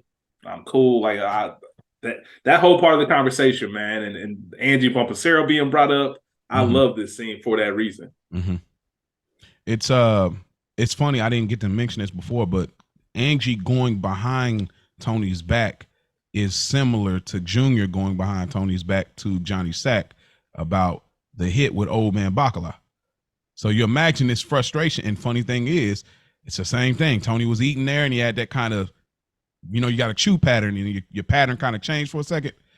And so he has the same look almost from that dinner with the bosses. I mean, with the capos or whatever. So it's a very interesting thing. And yeah, he says, I'm not paying none of this. And he says, Big P, Angie, he says that he's in the program. Oh yeah, he's in the program. And I don't feel like hearing nothing about him or his ungrateful. And I will keep it clean. The see you next Tuesday wife. What wife? Bro. Dog. Part, bro. Yeah, I seen that. Yeah, I seen that. That's hilarious. So weird. I was like, oh, they're crazy for that acronym. But it's crazy. He says it's so like loose. Like he forget he's talking he meant that shit. Oh, he meant it though. Like that. He meant that.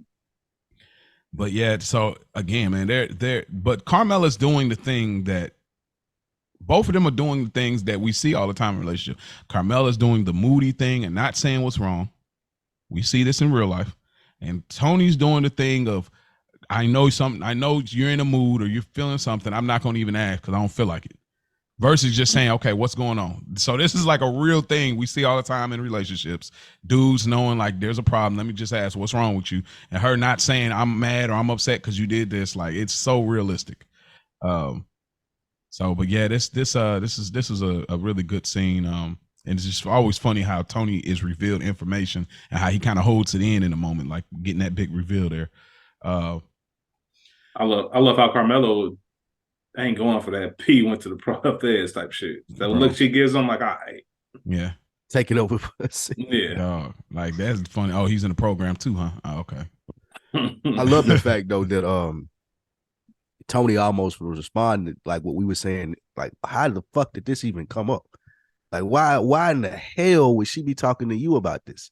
Mm-hmm. I love, like, he said that without saying it, like, we'll take it up with pussy. Like, why are we talking about it at my dinner table with her dog need? Yeah. Oh man, I'll be so mad. Especially when I'm paying this woman already. She running to you at grocery stores. I'm at home trying to eat dinner and I gotta hear about this shit. Oh, I gotta hear your shit. Out on top of the university trying to fleece me too. They already donating $20,000 and you're trying to get $50,000-$70,000 donation. I don't know if that's normal or what, but god damn. Bro. More money, more problems. That's a tuition donation right there. Really though. Like really now, she paying for the degree. Give me the degree. Yeah. It's $40,000 a year, but you want a $50,000 donation. Like I'm paying more for your donation than I am for a year with tuition. That shit crazy. Yeah. It is, bro. It really is. Chris and Aid, they have pillow talk. This is cute. This is adorable. It's Aid, hilarious. It's hilarious too. Aid is out there and she got the abs out. Applaud. Great work, Drea DiMatteo. She speaks about that on her podcast that she had at one point. She spoke about like people really used to like talk about like the fact that she had like really great abs in Hollywood. So the abs is definitely on point here. But they're having this conversation, this weird conversation. Again, this is why I feel like it's connected. We just get a moment of Tony and Carm. This is what it looks like later down the road. That you get a moment with them two. This is what it looks like early down the road. You know what I'm saying? So you see how sensitive he is to something like that. Versus Tony, if he found out about some old lover or whatever about Carmela's before, he gonna look at him like a bum. Like, I don't mean to verge. Like, you know, Tony's not gonna, because it's later down the road versus early. So we get this moment, Chris asked like, okay, she asked like, who's the oldest, you know, woman you slept with? And he said basically this guy Chucky, I guess his mom. This guy, whoa. What? Famous in New Jersey. You said this guy. Oh, he's a famous guy. Oh, I thought she said what's the oldest, and then I'm talking about no. Go ahead. No, you said Chris, and then Chris said this guy. You talking about his mom? Okay. Yeah, I was. Yeah. All right, I told you, man. You gotta start getting to the point, man. Hold on, man. Y'all trying to fast forward? Can I get to the crazy? Don't worry. You know, you like to take your dramatic pauses and take your sips of water and all that, man. I never be knowing where you going. I'm sorry, man. It's like the stand-up comedian. You got to learn the timing, man. It took time to learn this art, but nonetheless, he slept with this guy Chucky's mom for the whole summer. And then he asked what's the most famous guy you slept with? It's these two magicians. She slept with one of them. Well, she didn't sleep with him. She gave him head in a woman's bathroom. And a conversation that I would never have with a woman that I'm dealing with is that one. I never played this game. None of that shit, my nigga. Yeah, because they always win. Like that's Mario. Listen, they always go win. Yeah, Mario Wine is trying to tell you. I don't want to know. Big facts. That is, but I really don't want. That has no relevance to anything, man. That game never goes well. It's never going to end well. I don't care who you are. Like our egos, our egos ain't even built like that. Like we don't like. You see how easy it is for Chris to rattle off who we fucking as soon as he here. And do y'all know Penn and Teller? Like you ever seen you Penn? Like Penn the tall. Y'all ever? Yeah, you ever been to Vegas, Mo, or anything like that? I haven't been to Vegas, no. Yeah, if you go to Vegas, they signs all over. Yeah, he's a big bruh. The fact that me picturing my girl giving neck to him in the woman's bathroom. I'm on the same time, Chris. I'm like, what? Like, and it's like you didn't even do the whole thing. You're doing the gesture, like you're pictured, like catching that. You know what I'm saying? It's like that's crazy. Like because you look at your girl different, man. Because that's not even somebody you necked him up because he's a magician. And it's a magician. That's like, a magician. On. That's y'all remember when Hulk Hogan said? Remember when Hulk Hogan told his daughter, "If you gonna fuck a black guy, make sure it's one of these 6'7" ball playing niggas." Don't you? You out here fucking regular Moulignons? Yeah, don't be fucking a regular. You better movie. Be Shaft.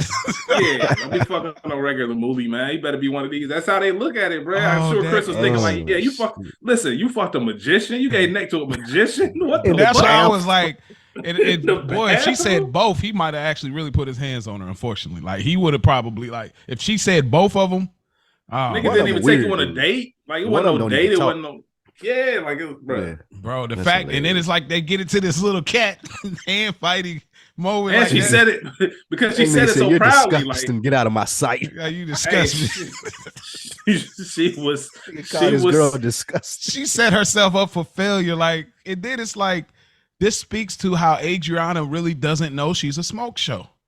Bro, but not even. Go ahead, it speaks to how much she trusts Chris too. She really fucks with Chris. Like that's her person. That's her dude. Mm-hmm. She's really comfortable. I feel like with him. Mm-hmm. Mm-hmm. It's probably the most comfortable relationship in this whole series. And out of everybody here, those two. Before obviously we know what goes down, but I think she's the most connected and comfortable with Chris. Okay.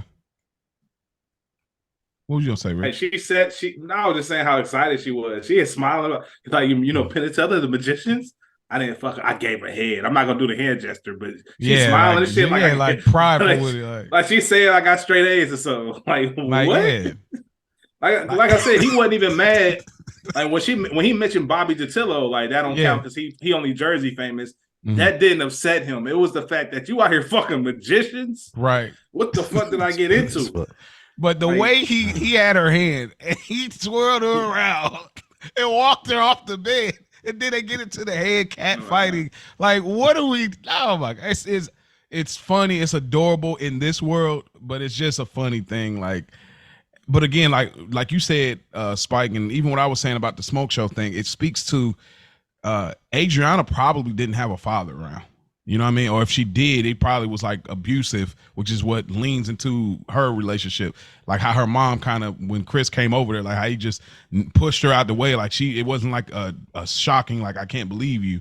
And so I think that this may be me digging deep here, but like I think Adriana never really seen what real love and value is from a man, so she don't really know her value as far as like probably what she could bring to the table, and then also like from an attractive level, she just doesn't know that. So Chris is the best she can do in her head. She don't even have the idea like Carmela, maybe I could do something else, but Carmela had a 2-parent household. So it kind of holds a different weight. I feel like, you know what I mean? I see a married couple and them lasting versus Adriana may not necessarily had that same kind of thing, but we get a knock at the door. Man, it's a great shot. This little night shot of him like in front of a little purple mirror or whatever it is. Paulie comes in and Patsy packs up the shoes. Paulie sniffs Adriana's pantaloons. Being dirty at its finest. And what? Pantaloons. What is that, man? That's that lava lamp shit. It's that lava lamp. That's what it is, bro. It's the lava lamp like, shit. Yeah. It's that niggas that got lava lamps say pantaloons. Definitely say pantaloons. That's I say pantaloons and brasiers. She took off her brassiere. And that is hilarious. Now yeah, gotta put the silliness in there, man. But there's a funny foreshadowing here. I mean, Chris, the anger I would have. I catch you and you're sniffing my girl's undies, bro. How weird do you gotta be to be at a nigga house and sniffing it? Like, and he said, he go where my mind go though. Yeah, bro, that wasn't a drawer. Like those should be clean panties. Like what type of smell would they even have? Yeah, kind of. Yeah, like that was one of the things I thought about too. It's like you like clean laundry smell or something, right? Like if he had picked them up off the floor or something, that would have been like, okay, man. You trying to get your nasty old man. But the nigga pulled them out of the dresser and smelled them. That's weird. Even weirder than the weird that it presented. Yeah, that they was clean. Yeah. Well, it's not. Well, Paulie's a neat freak too, kind of, right? I mean, he's a clean freak, so maybe that ties into like I'm nasty with it because I like women in a certain way, but I can't be too dirty with it because I don't, like the shoelace thing or whatever. Like, so I don't know. Maybe it's something deeper in there, but Chris holds it in, and it's a funny foreshadowing line for a later episode in the series. Where Christopher gets really mad at one of these characters, and he calls back to this scene. And don't think I forgot about you sniffing my fiance's panties. And it wasn't me, you know. So it's a funny scene later that he kind of forgets what happens later in the series. So this is just one of them things. It's a funny thing. It calls back in a later episode. But oh man. And even Adriana kind of stepping in like, hey, those are for me. He's taking those back. And then he takes them, and then she's like, you gonna give me a whole nother sex? Like, I ain't gonna do it now. Bro, these is free. I gotta come out of my own pocket. Mm-hmm. Talk about love. Oh man. So but yeah, we get a scene. Carmela, she goes to visit Meadow. Meadow doesn't open the door. She sits there for a little bit. She's kind of looking around. She got a bunch of things in her hand. She's really going through it. They got the music. It's really, they're selling it here on the emotions of Carmela. And they're just showing us like she's doing all of the underdog work to keep the family together. She's cooking for the Sunday dinners, making sure Tony has pasta when he gets home, making sure that I bring the sausage and peppers and stuff to Meadow and visit her. And she got a little gateway bag, so making sure I meet with the dean. Like she's really keeping the family together. So Carmela, she's earning my respect more for what she has to do because that mundane stuff is a lot of work. She's probably paying the bills. She's probably, she's doing all the insurance, like all that stuff we hate doing. She's probably doing all of those things. So it is work. But this is pretty much a short scene. Is there anything y'all gather from this dorm interaction between Carmela and Meadow? Really highlighted a lot. Go ahead, Spike. I thought that you said it here. You alluded to it with the imagery and just David Chase's work. I thought of the Erykah Badu song, "The Bag Lady." Like all of this shit that Carmela is carrying. Wow. Like she's just sitting there with it, and it was a dope little thing. I think they did. It's a great pool. Yeah, that's a great pool, man.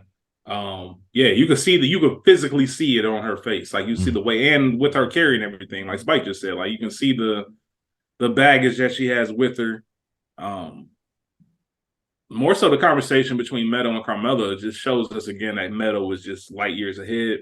Tony makes a comment about it later when he said, she passed us when she was 14.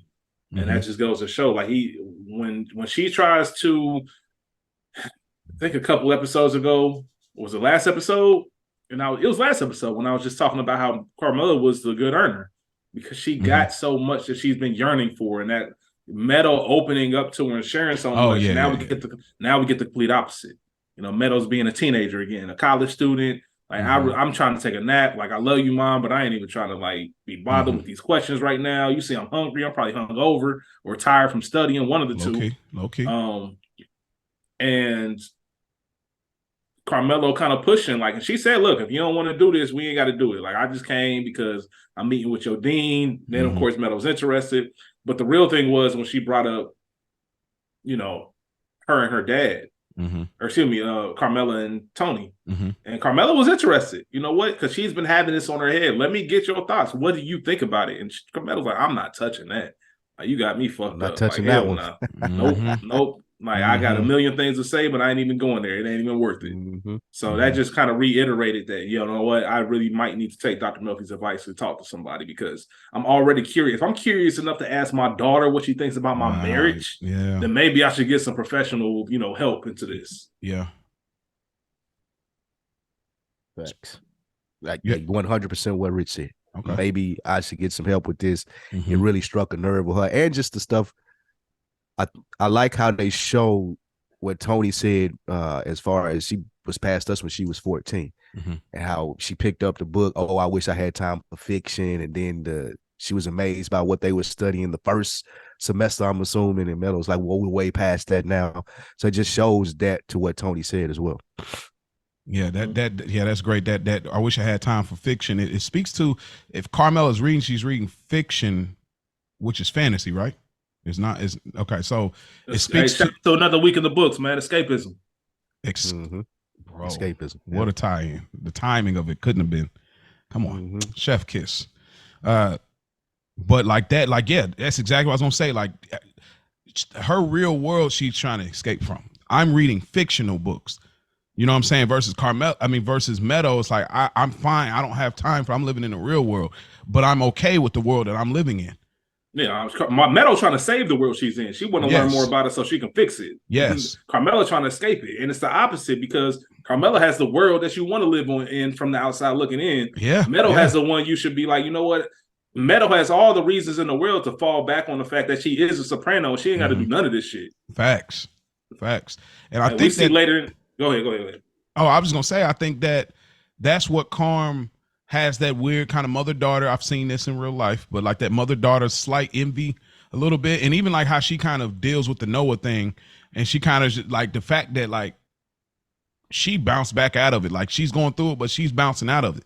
It almost makes her think, it's like, man, her and Tony were boyfriend, girlfriend at some point. And you imagine like, man, maybe if I would have just broke up with him and went with the Angelo or whatever the dude's name, Stamfa, that the mom was talking about earlier, maybe it could have been different. I could have just broke up with him at the time. Maybe. So it's like the fact that like, and even then her calling him a great guy, Noah, which was still crazy, but she ain't put it together yet.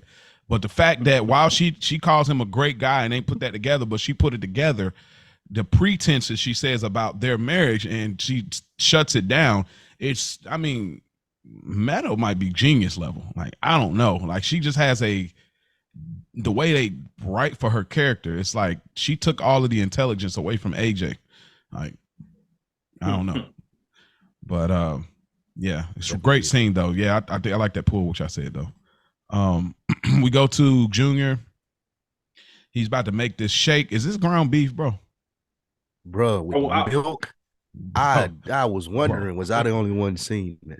I didn't know if I always thought it was ground beef, and I'm like, man, is that supposed to be the avocados that we see on the thing? I'm like, that's definitely some kind of meat. Pause. Yeah, that's why I like, bro. What kind of? And it looked raw in a blender with milk. That's like, what I'm saying.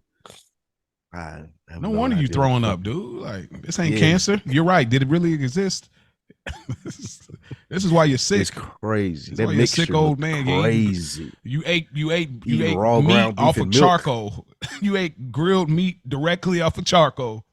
Charcoal brigade. And now you're drinking ground beef milk.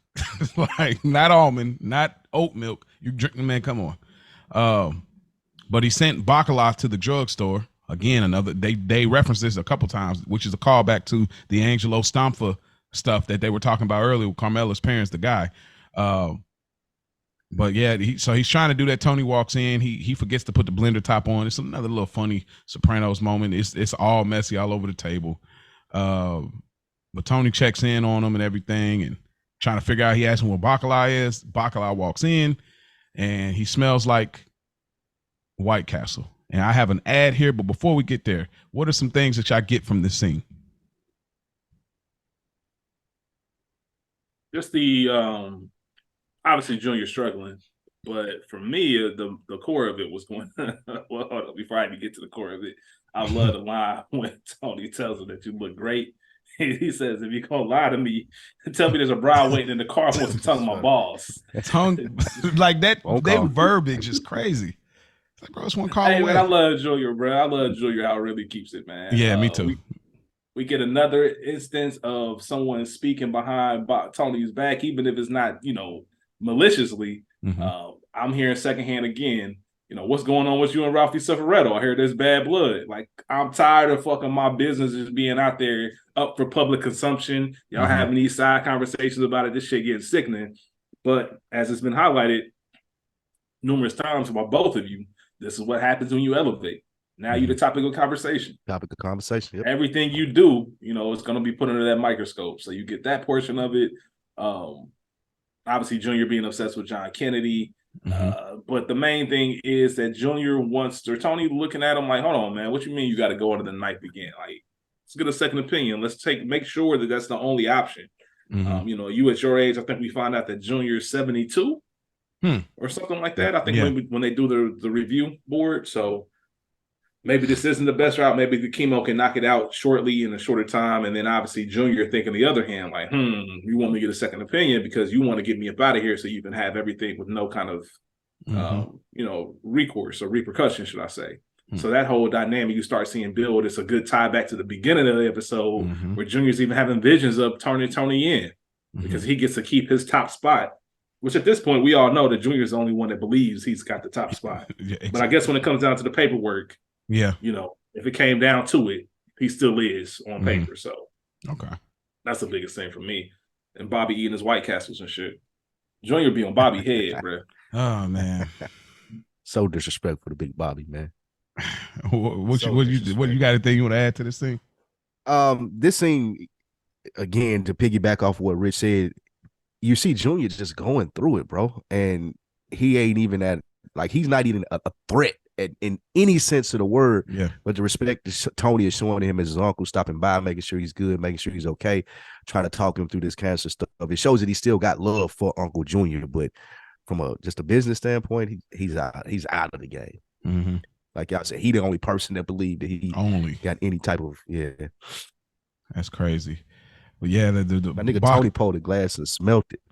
And they still served like, go ahead. Go ahead, bro. You gonna drink it? That's all you got it. But there is a sponsor for this episode. Speaking of White Castles, the bacala bundle. Normally, all of the patties are square. Normally, you get 2 sliders for a meal. Well, try the new bacala special. It comes in a bundle of 12 sliders, mozzarella sticks, and how can we forget dipping red gravy? Go to White Castle now and order the bacala meal and tell them that your friends at Good Earners sent you. Go get it now. That was dope. I fuck with that. Yeah, I like that. Yeah, the bacala bundle, man. I need merch. We need merch for all of the ads. So we get Carmela and the dean. They're about to have, looks like they're having a little conversation. He's speaking something in Italian, and she says, "You're Italian." Hustling. Boy, I mean, he was Carmela, smooth. boy. Yo, he might. Here's what I'll say. I don't want to spoil nothing. when I look at some of the storylines, I'm gonna keep this very vague, but y'all gonna know what I mean. I already know where you're going with it. Okay, so he was a hustler. We see that through this episode. I almost wish he was Wexler. You know what I'm saying? Because he felt a little bit more in tune, even though he was hustling. To me, I like how everything turned out. Yeah, I don't know. I mean, maybe just yeah. I don't know. Nah, Carmela had that. No, you know what? We ain't gonna talk about it. We'll get there look, all fair, huh? But we'll okay, get there when we get there. But yeah, he speaks Italian. He says he's second generation. His last name is Ross, but he says actually it's Rossetti. You know, it's changed at some point in time, and part of me feels like he made that up. Yeah, I mean that boy. He could be telling the truth, but I just feel like his hustle bag was so strong that he looked up how much they donated to her high school. Like I feel like they did his research. Like Carmela, look at the shit you're in. Yeah, this is a sales presentation, man. Like he's a salesman. He did all of that research on the Italian stuff. Like, yeah, all of that. So I said the hustling, man. And yeah, he don't really got that Italian look, but I don't know. She's so giddy because she's getting something that she so badly wants. So she's ready to hear whatever he's telling. Like, yeah. She can't. Yeah, man. Carmela wild. What was she getting? Damn, you just made a good point. Oh. And that answers, I was going to ask you a question too. You as dope. All of these men that she deal with, it's an intellectual thing for her. Mm-hmm. Like what she's getting from them is the attention and knowledge. Like you'll never see Tony like giving her game. That's a big part of a relationship. Like making sure that you got your person up the breast, like you schooling them on how shit go. They like that's an attraction for people. Mm-hmm. Tony, you never throughout this whole series seen Tony sitting down giving her any game. None. That's a fact. And women love. That's what she get it from. They love it. They love when you can learn. They can learn from you. Yep. Facts. Everybody that she almost dealt with, she was learning something from. Yeah, I wonder if how much of that has to do with the plausible deniability. How much he wants to keep her apart, but even small stuff. Nas got a song where he talked about teaching his baby moms how to watch for cars following you. Even small stuff, like I wonder how much he even gave her game to that. Like, this is how you know if somebody been sitting on the house or something like that. If something happens to me and I'm gone for a little while, this is what you that's do. A good point. That's a very good point. Mm-hmm. Yeah, that's a really good point. Isn't it the same college we found out that she went to Montclair? Ain't that the same college Tony went to? We found that out in the college episode. No, that was her high school. That was Meadow's high school that they looked up the donations. Montclair, yeah. She said something about went to Montclair State. I don't know. Yeah, because that's why I said I think because I know in the college episode, Meadow had asked Tony, you know, didn't you go to college? He's like, yeah, I went. I think he said Montclair State for a semester. I thought he went to Seton Hall for a semester. Oh, you're right, Seton Hall. Okay. You know, man, I got the flashback superpower. Man, come on, man. We needed that. Man, shouts out to you, Rich, man. I always appreciate you just on the sidebar. Like this, you definitely helped the show elevate to another level. So we always appreciate you, brother. That's a fact. That is a fact. Super random right there, but yeah. I'm about to say, appreciate y'all. Hey, man, that's what we do. Your notes, like you just read it. Give Rich a shout out right here. And right here, tell Rich that you appreciate him for stepping in. Hey, Rich. So I want to tell you. All right. But Tony pulls up to Angie, and true Tony Soprano fashion, no knock on the door, no ringing the doorbell, walks up with the bat, looks at the whip, and knocks the glass out the driver's door, and then presses the horn and just leaves it there until she gets out. He addresses everything about her interaction with Carmela in the store. What did y'all get from this? I'm going to throw it in your court first, Spike. What did you get from this scene? Because I know this is probably really enjoyable. Why are you fucking playing with me? That's what he really wanted to say in so many words. You know how this shit goes. You know what happened probably. And if you don't, still don't go to my wife talking about shit that you need. And I'm looking at this lack. I pulled up on the house. The house landscaping is well manicured. Like you ain't struggling. And y'all still got the body shop. Like, don't forget that Pussy had his own business that she kept running. Mm-hmm. So it probably was building and building. Everything that I'm saying probably went through Tony's head on the way over there. And like he said, by the time he pulled up, he was like, man, you know what? Fuck this bitch. I'm finna like, nah, she got me fucked up to think, like Rich said, like when somebody go around you because they know they gonna get a no from you, but they try to use this pay fuck with them, so let me get them to ask him. But that's some of the most irritating shit in the world. And it just boiled over. Yep. Tony even said it. He said everything Spike just said to Angie in a different way. Like, you know, I've been working on my anger. You know, I've really been thinking about how I wanted to handle it. And then I pull up and I see the caddy. I see the lawn.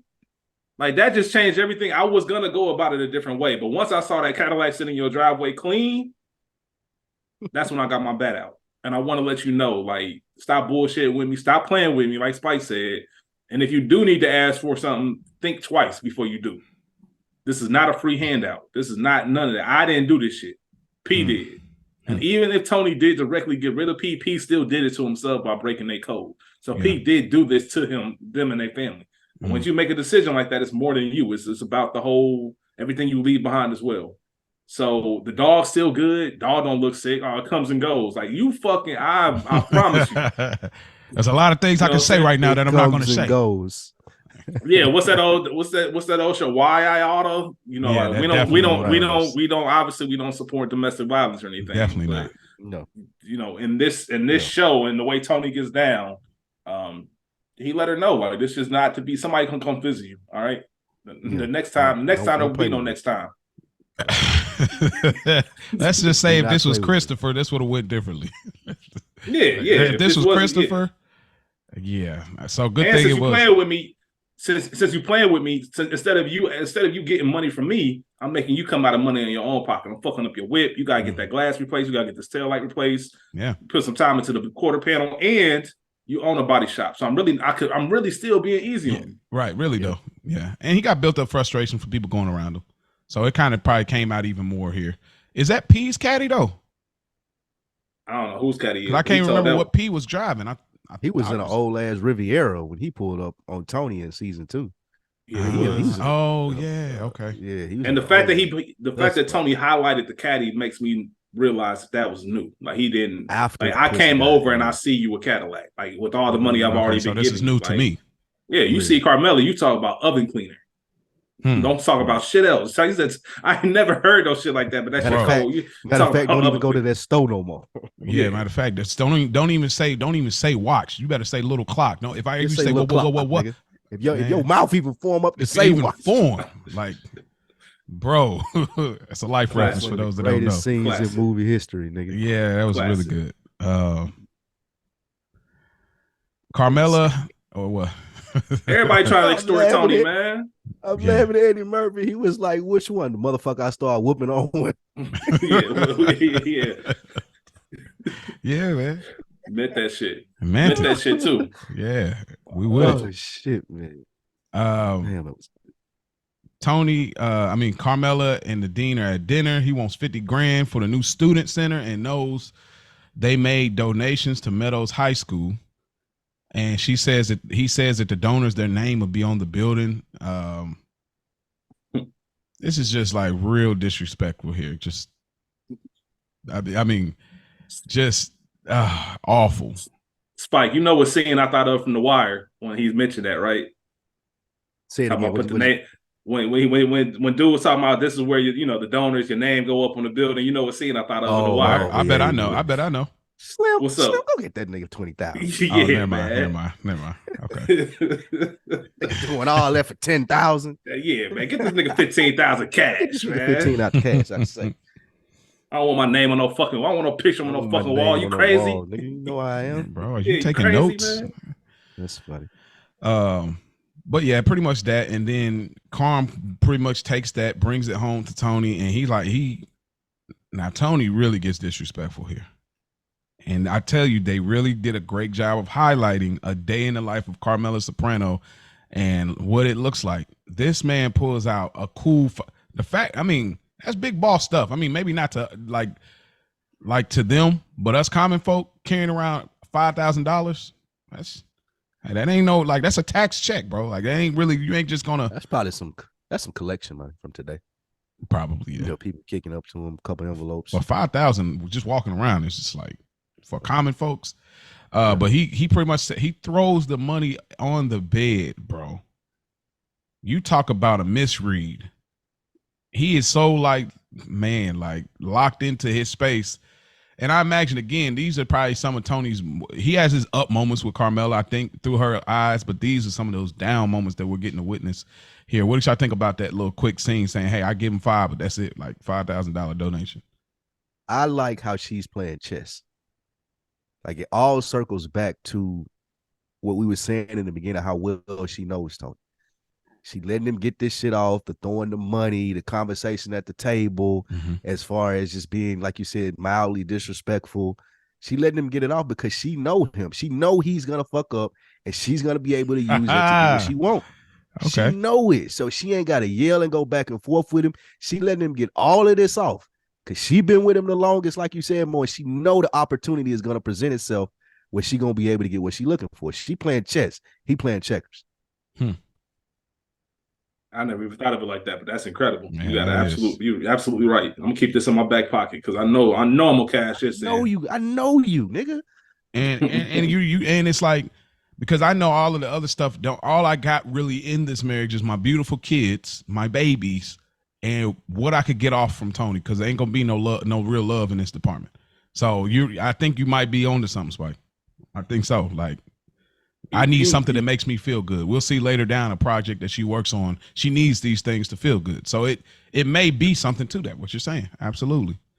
Mo, I never really like thought of it in that perspective. And maybe that's, unfortunately, maybe that says more about me, but I never really looked at how disrespectful it was tossing that money on her out of bed. That's crazy. He did that to Melfi. Like, that was a little bit more understandable. I'm not saying it was right, but I understood why he did. But he just casually, like, and that goes to Carmela's thing. Like, you don't even take it, you don't even appreciate me. Like, I'm just another thing that's living in your crib. Like, I'm just here to take care of you. Like, you toss some money at me, like I'm not the mother of your children. Yep. Like, I'm not your wife, actually, because, you know, being the mother of your children, I think Carmela even made a point about that before. Yeah. Like, I'm not your wife, you're not your partner in this. I just left this meeting with this dean where he talking about him taking his kids out kayaking and canoeing and all this other shit. You know, they like it. Oh, they love it. They better than me now. She wants that. She wants Tony to be that. We've been seeing that, but this is the life she lives, man. This is the life she chose. Wow. Yeah. We get a quick. Well, I don't know if it was a short scene. I just didn't take that many notes, but Tony and Junior, they do the second opinion thing. Basically, for me, the surgeons, they're gonna all have a meeting to collaborate on the notes and what they think should happen. And Tony just says, like, you making life decisions based on a man's last name. Anything y'all get from this scene? Maybe I missed something, or maybe something stood out to y'all with this second opinion scene. Nothing really stuck out other than, again, getting the second opinion that offended Dr. Kennedy. Yeah, the show was just trying to show the difference between the two doctors. You know, Kennedy speaks in a very black and white, matter of fact. Here's what's going on. You get all these medical terms. That's why Tony looking like, you getting this? Sort of, kind of. Like, that's just all it is. Just signifying the differences and why Junior's so comfortable with Kennedy. Okay. Carmela and Tony. Carmela smoking a cig. She set up a therapy session. Tony walks out with the robe. Carmela smoking a cigarette. And he's checking to see, are you smoking? She's like, what is it, the third degree? And he pulls up the orange juice. I really should have had an ad, but it was just a layup, so I left it there. But like, he pulls up the orange juice. It almost looks like an ad the way he lifts it, like it was a product placement moment in The Sopranos. And he lifts it. He says, this says with Pope. I like the one that says Shum Pope. And she throws the phone at him. And bro, this is ridiculous. Like, you come out the house because you're so upset you got the wrong juice. I told you. You couldn't even wait till she came back in. Bro, it's like you got me great Kool-Aid or something, and I only like red. Like, it's coming out the house to scorn to, like, oh my gosh. But AJ pulls back in. What did y'all think about this scene? This is obviously one of the top scenes, like, that is always replayed, memed a million times over. Obviously one of the greatest scenes of Sopranos. What did y'all get from this? And even the smoking the cigarette thing, that was a kind of a new thing. So pretty much just like you said, it's an iconic Sopranos moment. The most important thing I think is obviously Carmela sneaking out to make that therapy appointment. The fact that she's doing it behind Tony's back, somebody who's going through therapy and can understand it. Carmela does such a great job of doing the woe is me. I live with this 24/7. He never talks to me. When you get an opportunity to bring some real shit up to Tony, you don't do it either. It's a perfect opportunity to bring up, you know what, Tony? Because that's how you got to attack your problems, man. You can never run from them. That shows a difference. That shows a lot about the character of a person. You know, because problems ain't going away. It's about how you handle them, right? If I have an opportunity, and if I'm Carmela and I have to talk to Tony, like, look, things ain't, you probably know I ain't happy, or maybe you don't pay attention to me. Going to therapy with you with Dr. Melfi lets me know that I have some things that I need to do. I'm really serious about being unhappy in our marriage. I really need your support and help in this because this is something I've been feeling. Maybe Tony looks at it a different way. Even if he doesn't change, one thing we know about Tony, when something's brought to his attention, he's at least mindful of it. You know what I mean? So he at least do that much. Even if that's the bare minimum, that's what he's going to offer.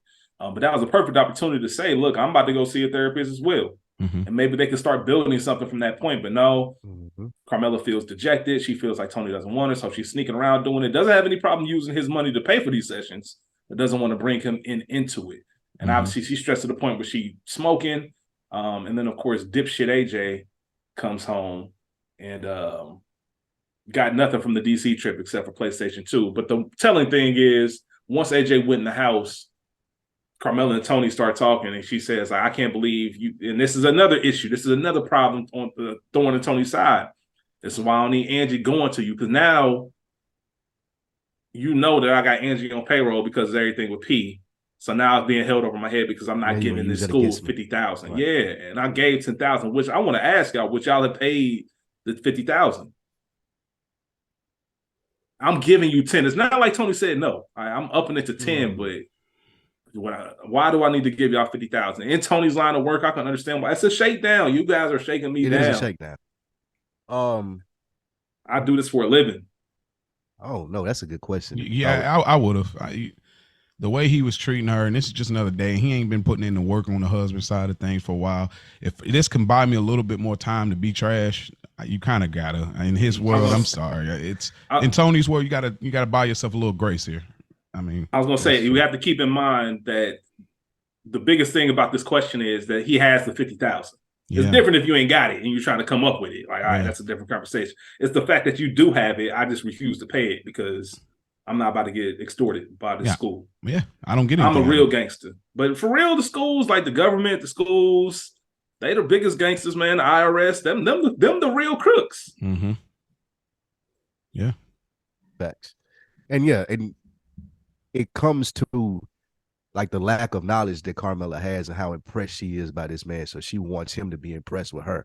Oh, I'm a big donor. I can give 50,000. It really has a little to do with Meadow or Tony. It's just her trying to prove her worth. And I think that's another reason why Tony is like, man, this is bullshit. I do this every day to people. I'm familiar with extortion is what he said. And that's what this is. Yeah, this is again, I'm gonna keep trolling here, but this is the Carmela backdoor pilot. She got a therapy session set up and didn't tell Tony. What did Tony do? And when he started going to therapy, he didn't tell her he was going to therapy until finally they had that dinner. He's like, I began doing therapy. So a little tie back to my theory land of backdoor pilot that never happened. But we get Chris meets with Tony. He gets on the soapbox, just telling him like, yo, Paulie out of line, man. He's sniffing my girl's panties. And he's doing the most, bro. And he's pretty much saying, what are you trying to say? I'm getting special treatment because I'm your nephew. He said, that's exactly what I'm saying. Suck it up, bro. Tough luck. Deal with it. This is a part of the vetting process. Anything else y'all want to add to this scene? Or it's kind of small, but. That was a big point. Yeah, that was a proof. Like the point proving you my nephew. So, yeah, people going to be jealous and you're going to get special treatment in some senses too. Okay. We get another scene, add to which I feel the surgeons meet and they just going back and forth about the prognosis, what they should do moving forward with Junior Soprano, and pretty much the doctor says forget it. Like, forget Junior as my patient. I'm over it. Like, but they did address what I mentioned in the beginning. I just now put the 2 and 2 together. Okay. They were addressing his procedure. They were saying, well, they were supposed to be talking about Junior said, then they got talking about the procedure, and the other doctor said that he didn't take a big enough sample, which is why they may have a false negative, which goes back to him telling the dude to close it up and not listening to the lab report when he was reading it to him. So I think it goes that all that he thought about Dr. Kennedy for being this great guy was he was just in a rush and fucking Junior over, basically thinking he was God's gift, as we were saying in the beginning. But the reason from this board, what I took from this board scene, the reason that he stopped fucking with Junior is because they were reprimanding him for doing it too quickly, closing it back up, taking the small of a sample size, which pissed him off, which then in turn made him stop answering Junior's call. Yep, and that meant that he was, since he got that second opinion, I guess the way it works, Dr. Meadow, who was the guy he got the second opinion from, would have to be involved in the process. And he was just like, you know what, fuck it, for all that, just do what you want to do with him. I'm not getting it. That was his choice to go see somebody else. Fuck it. That's on him. Politics, man. Man. You know, this man has cancer. Everybody's focus should be the best way to treat it.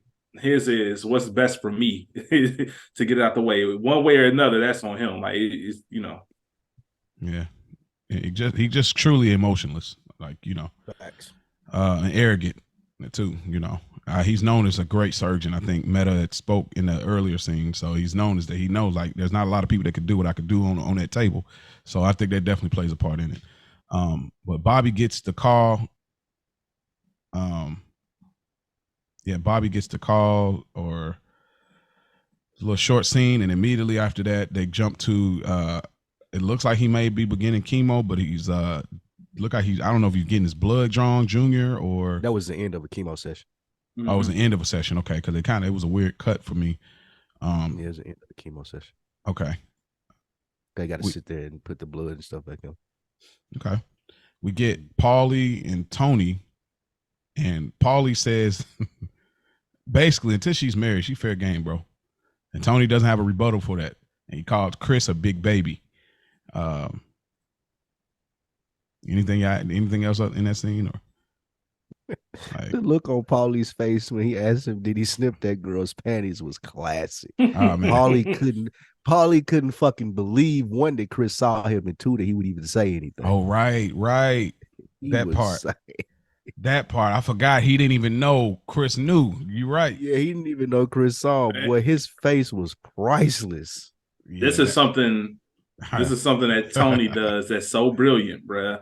Tony makes you feel so welcome and so comfortable, and then drops the bomb on you. He walking with him side by side. Yeah, I understand. Puts his arm around him, starts rubbing his shoulder. Then out of the blue, did you sniff that girl's panties? Like, what? He told you that? Fucking baby. Bro. That is. And I love the. Yeah, go ahead. I was just going to say real quick, I love the fact that Paulie on something. I'm not apologizing. Fuck that. That's coming directly from Tony. That's coming from the boss that he need to apologize. I don't care. Like, everybody knows how much leash or how much wiggle room they have in this thing of theirs. Like, this isn't. It's a direct order, but it ain't a direct order. It's enough for me to say I'm not doing that shit. Like, that's a moral thing. He ain't even married to her. Fuck that. Yeah, it's still like an OG call. Like, even though Tony the boss, Paulie's still the OG. Like, I used to roll with your dad and them, nigga. Ain't no apologies coming out. I ain't getting me apologize. This little nigga, he a little nigga to me. I ain't telling them I'm sorry. This ain't Jenny Sack. This ain't one of them situations. They ain't married. That's because it's a moral call. It's not a thing call, you know, for them, so to speak. So that is a funny, like, bro, I ain't apologize. But like, bro, it's so hilarious. Like, being caught up in something you didn't know somebody else knew, bro. That face, that feeling of you thought you was alone. That feeling when you were doing something, you were talking to yourself and you didn't know nobody heard you talking to yourself. Like, just, bro, I can't tell you. Like, I would be like, but I mean, Paulie handled it well, because that's really some creep stuff. Because really, you look really. I mean, Ralph is weird, obviously way more weirder than him. But like, the fact that info got to Tony, it's like. It's just crazy. I don't even know what I would do if I was Paulie in that moment. It's like, you find I'm sniffing panties. Like, hold up to it, nigga. Fuck him. Yeah, hold up to it. And he said it. I love the way. I mean, I guess that's your thing. I guess. I mean, it ain't. you know, I guess it ain't because too far-fetched. Unless you know Paulie does have some pull, because Tony told him like you was out of line, and because you can tell by the way that Tony's handling it that he knows it's a tricky situation, man. It's a touchy subject, and it's not something I really have. I'm really kind of out of my jurisdiction by even telling you about this. He just mentioned it like on a moral code, you're out of line, and I love the fact that Paulie was like, look, as of their wedding day, you know what I'm saying? Her shit off limits. Like her shit's still on limits until they actually say she got a ring. Her last name, Adriana Montesanti. Until then, I'm sniffing that girl's panties. And part of me thinks, well, nah, because ain't no way he knew. Ain't no way he thought that Chris saw. It'd be different if he did it intentionally. Yeah. Because like as one of them, like I just want to do this just to let you know I can do it and you can't do shit about it. Yeah. I think Paulie was just all that, man. Paulie a funny motherfucker. Man. I mean, he was so relaxed about it too. Like you just like, oh man, this is great. Like yeah, Paulie's. Everybody want to knock off Abe, bro. I'm sniffing the panties. I mean, remember I told somebody that too. Bro, remember we talked about that in season 2, that Here to Infinity or whatever. We talked about like how comfortable everybody was just like grabbing her up and touching her so often. It's like, bro, you know, and it's like a bad combination of her not knowing her value like that for real, and then these mob guys having gumars and just being like whatever, like they don't, yeah, him not even being made at that point. So yeah, it's crazy. Junior, we get a scene. Tony comes over there. Junior's throwing up. Bobby's helping him. Man, Dominic is acting his butt off here, bro. Like he really looks like he's sick and everything. But Tony gets the reveal here that Kennedy ain't been picking up the phone. He called the office. He called the work. He ain't getting no pickup. He tried to go. Bobby said he tried to pull up to the hospital. Can't get through. The secretary won't. So that he's getting he's egging Junior completely. And Tony tries to do the civilian thing, call with a little, not really super threat, but just like, hey, yo, this is Tony Soprano. Call me when you get a chance. We can work something out. Anything else y'all get from this scene? It's funny, the merger of the real world with their world. How like a phone call from Tony Soprano in their world means something. Right. And nigga, Tony calls, you better get him calling back. Dr. Kennedy, man, like, fuck all y'all, bro. Right. I'm not answering the phone. I'm playing golf. Like, I don't even know y'all dudes. Yeah. So, yeah, I thought that was funny. They sent that man cigars, and he still wasn't picking up the phone. You know what I mean? I love the funny. I'm just laughing at this when Tony said he leaving him, it's the answering machine. Bobby, like, what you gonna do? It's not like the doctor's on TV. The fact that he really, hey, Bobby just so naturally funny. He like you, Mo. Yeah, just naturally funny. Just naturally funny. That's funny. Yeah, and even then breaking the fourth wall there, where they're on TV talking about doctors that are on TV. It's literally like, I don't know if y'all probably may have not seen this, but like on IG, there's this thing on Seinfeld where a storyline, Jerry's trying to pitch his show with George. So he's trying to pitch his show about him being a comedian, while literally the show is about him being a comedian. So he's Jerry Seinfeld pitching a show on Seinfeld about a show called Jerry. So it's like breaking portal on portal on portal. So it's like, to me, it's kind of like The Sopranos is doing the same thing here. It's not like doctors on TV. And so it makes you almost feel like, no, Sopranos ain't TV. We're living this with them. It's just fire, dude. But yeah, Christopher leaves the hotel. Paulie pulls up behind Chris, and they have a conversation. It looks like he left the hotel with a Gumar. There's a very interesting thing here I thought was really interesting, but I'll throw the ball. That wasn't even a Gumar. That was just that was a one-off. Let me just call it a one-off. You know what I mean? One night. Chris said, I'm still young. I'm not to that nigga. Yeah. That's exactly what I was getting at. I was like, see, Chris, he's like, you out here paying for it. He's like, bro, I don't have to pay. Like, I see, that's the part that you kind of whole work. Yeah, bro.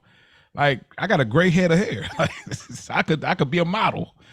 But what did y'all think about this interaction? Like, Chris is on edge. He about to pull the strap. Like, if he pull his gun from here, like, because again, that Chris got that don't touch me type. Like, we could talk, we can go back and forth or whatever you want to do. But if you look like you want to get froggy with me, even with Artie, he's like, you think you're the only one that can swing a meat cleaver? Like, Chris is not here for the threats. Like, if you want to get physical with me, we can do it. I don't even think I remember, because it's like after that first season when they caught him up on that little bridge and he pooped on himself and they put the strap on him. It seemed like ever since then, bro, he never let nothing like that happen again, bro. So, but what did y'all get from this scene, this interaction between Paulie and Chris? Oh, for me, most importantly, it was Paulie making sure he let Chris know, like, man, you moving crazy. Not just even who you sleeping with or what you doing. Like, you got to be more aware of your surroundings, bro. There's no reason why I got the drop on you and you don't even see it. If I was really somebody after you, that was If I was really somebody after you, you gone. Like, I got you blocked in, all that stuff. Like, so you made now, you in a different life.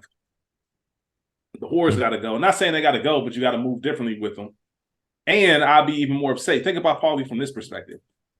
I just got a talking to from the big man about sniffing your wife's panties, and I find you and you disrespecting your wife or your girl. That part. You know what I mean? Like, so that make me even more mad because you don't even respect her. So how the fuck you gonna get mad at me for sniffing her panties?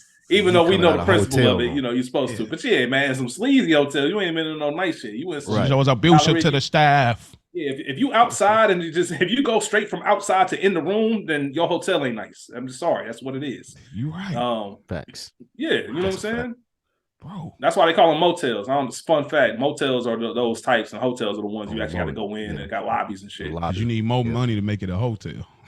I guess so, man. I don't know, man. They call a motel a hotel, and all the hoes go to the motel. I don't know. It's crazy. It's crazy. But either way, yeah. The scene is just for that weird dynamic between Paulie and Chris. You know, we see the tension. We see Chris almost take the strap out, and then Paulie tell him straight up, like, look. Like, if you ever do some shit like that again, like, our beef is our beef. Don't ever go running telling. It's almost like a sibling. Like, look, man, don't go tell mom for some bullshit. You come to me, we handle this together. Mm-hmm. We really gonna have a problem if I ever hear about you running to Tony about some shit. And then it goes from directly to this could be a violent situation to we're gonna have this bullshit laugh about this big mouth bass. And then act like it never happened. All this tension is now all of a sudden gone, but it's still there underlying. So it's just that was pretty much the main thing of it. What do you say, Spike? That's pretty much the same sentiment. Same thing, man. They played very well on Paulie almost trying to cop deuces. However, it come with conditions. Don't you go behind my back talking, don't do all of these, this, that, and the third. Don't forget what this is. To quote The Wire again, chain of command. Some McNulty always had a problem with. He wanted to make sure that Chris understood what the fuck the chain of command was. Yeah, worst chain of command in history. There's also something that's very telling in that scene that I want to point out. What's that? He brings out the big mouth bass. He says we need to bring one of these into the Bing or to the office or something. And it made me think of Georgie. It was like almost like a planting seed moment because Georgie is almost a physical representation of what Tony would like to do to Paulie sometimes. Like the fact that he thinks in the same, like Paulie had the same idea as Georgie. We should bring one of these in. Yeah. And we saw what happened to Georgia when he did. Tony would never do that to Paulie, but he wants to. And that's something that we see as the seasons go on. I just love the fact that they mentioned that. And I thought about it like, damn. Like, that shit would piss Tony off. And Paulie does a great job of pissing Tony off on little shit. Not really big shit. It's always little shit. Like, I just don't like being around you sometimes. Facts. And the song is singing YMCA. And Paulie got the shoes, the size 10s, and they didn't fit his girl neither. Just a little funny. It's just even the way he said it, like extra dramatic. I don't know where I got size 10s from. But I thought this was like just a cool chummy moment, them bringing out the bass and this singing, like how they just broke the whole fourth wall, just saying like, bro, it really ain't that serious, really. You know, I'm busting balls when I make you get naked. I'm busting balls when I'm coming over to your crib. I'm not even like So, but we get Tony, and he goes to the golf club with Mr. Williams, and they pull up on Dr. Kennedy, and they almost run this dude over. I don't know if that was intentional in the acting or it was like, oh, we almost. And so they pull up on Dr. Kennedy, and pretty much he tries to give him. I mean, they were really close. Like, he gives him the golf club and say, hey man, here, it'll add 10 yards to your drive. Look, you know what I'm saying? Like, you need to show my uncle some respect. And he's like, call my office and all that. Mr. Williams slaps his hat off. Mr. Williams walks him to the water. Mr. Williams slapped the tape recorder out of his hand and tells him. Tony did that one. Well, Tony did that. Like, nah, remember this. Like, this is such a fire scene, Spike. What you think about this scene?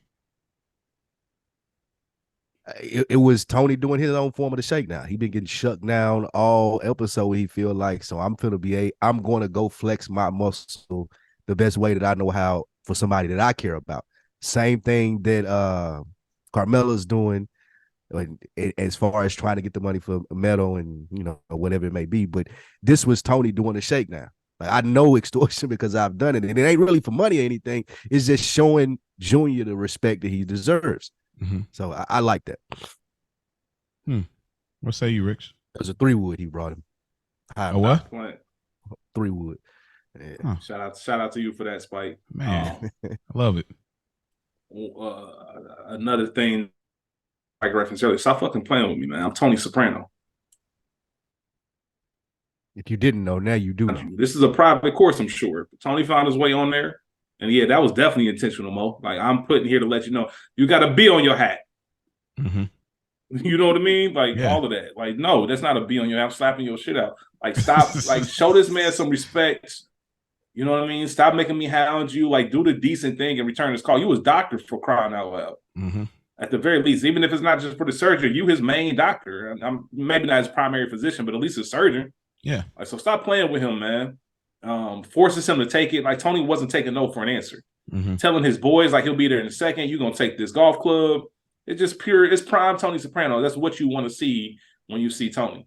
Mm-hmm. So, yeah. Yeah, it's that symbolizes, like, you can be touched. You think you're unreachable. You think you're untouchable. You ask me, how did you got a membership here? Nah, I don't need no membership here, bro. Like, I can get in where I can reach you. You think I need a gun to kill this clown? Like, I can reach you anyway. I don't need to call your secretary. I don't need to pull up to your job. I can find you if I want to.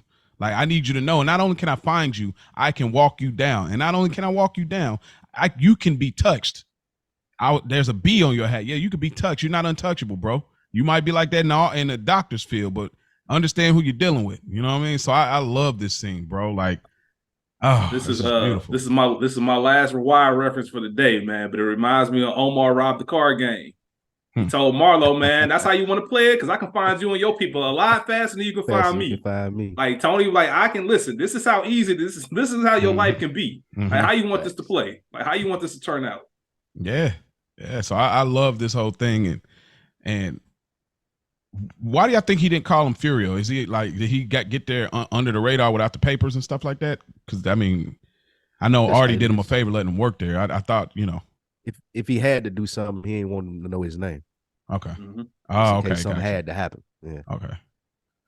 I love town shooters, man.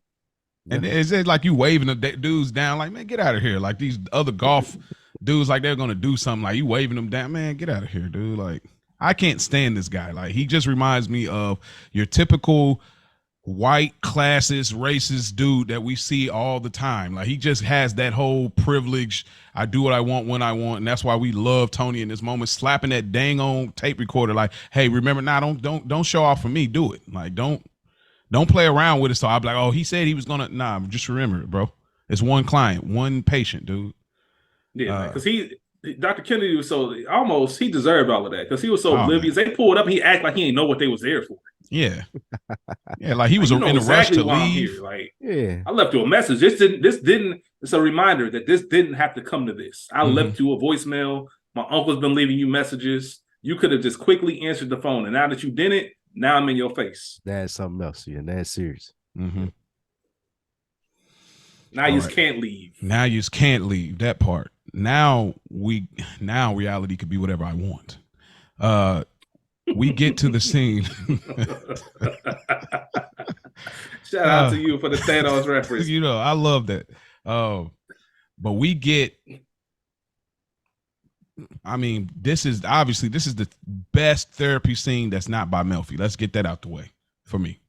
That's first thing. Hey, nigga.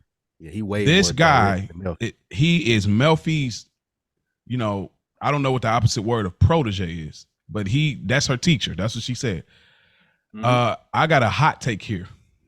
He talked about therapy today, obviously in that time, and how people are leaning into this childhood and trauma and all of these things that kind of let people off the hook more so. And he's not that guy at all. He's from a different era. We talk about eras and generations, and he gets straight to it. Before I get more into this thing, because I got a hot take here, and I will argue anybody down with if they want to. Spike, what did you? Your hot take? Melfi, he's a better therapist than Melfi. That's one. And then two,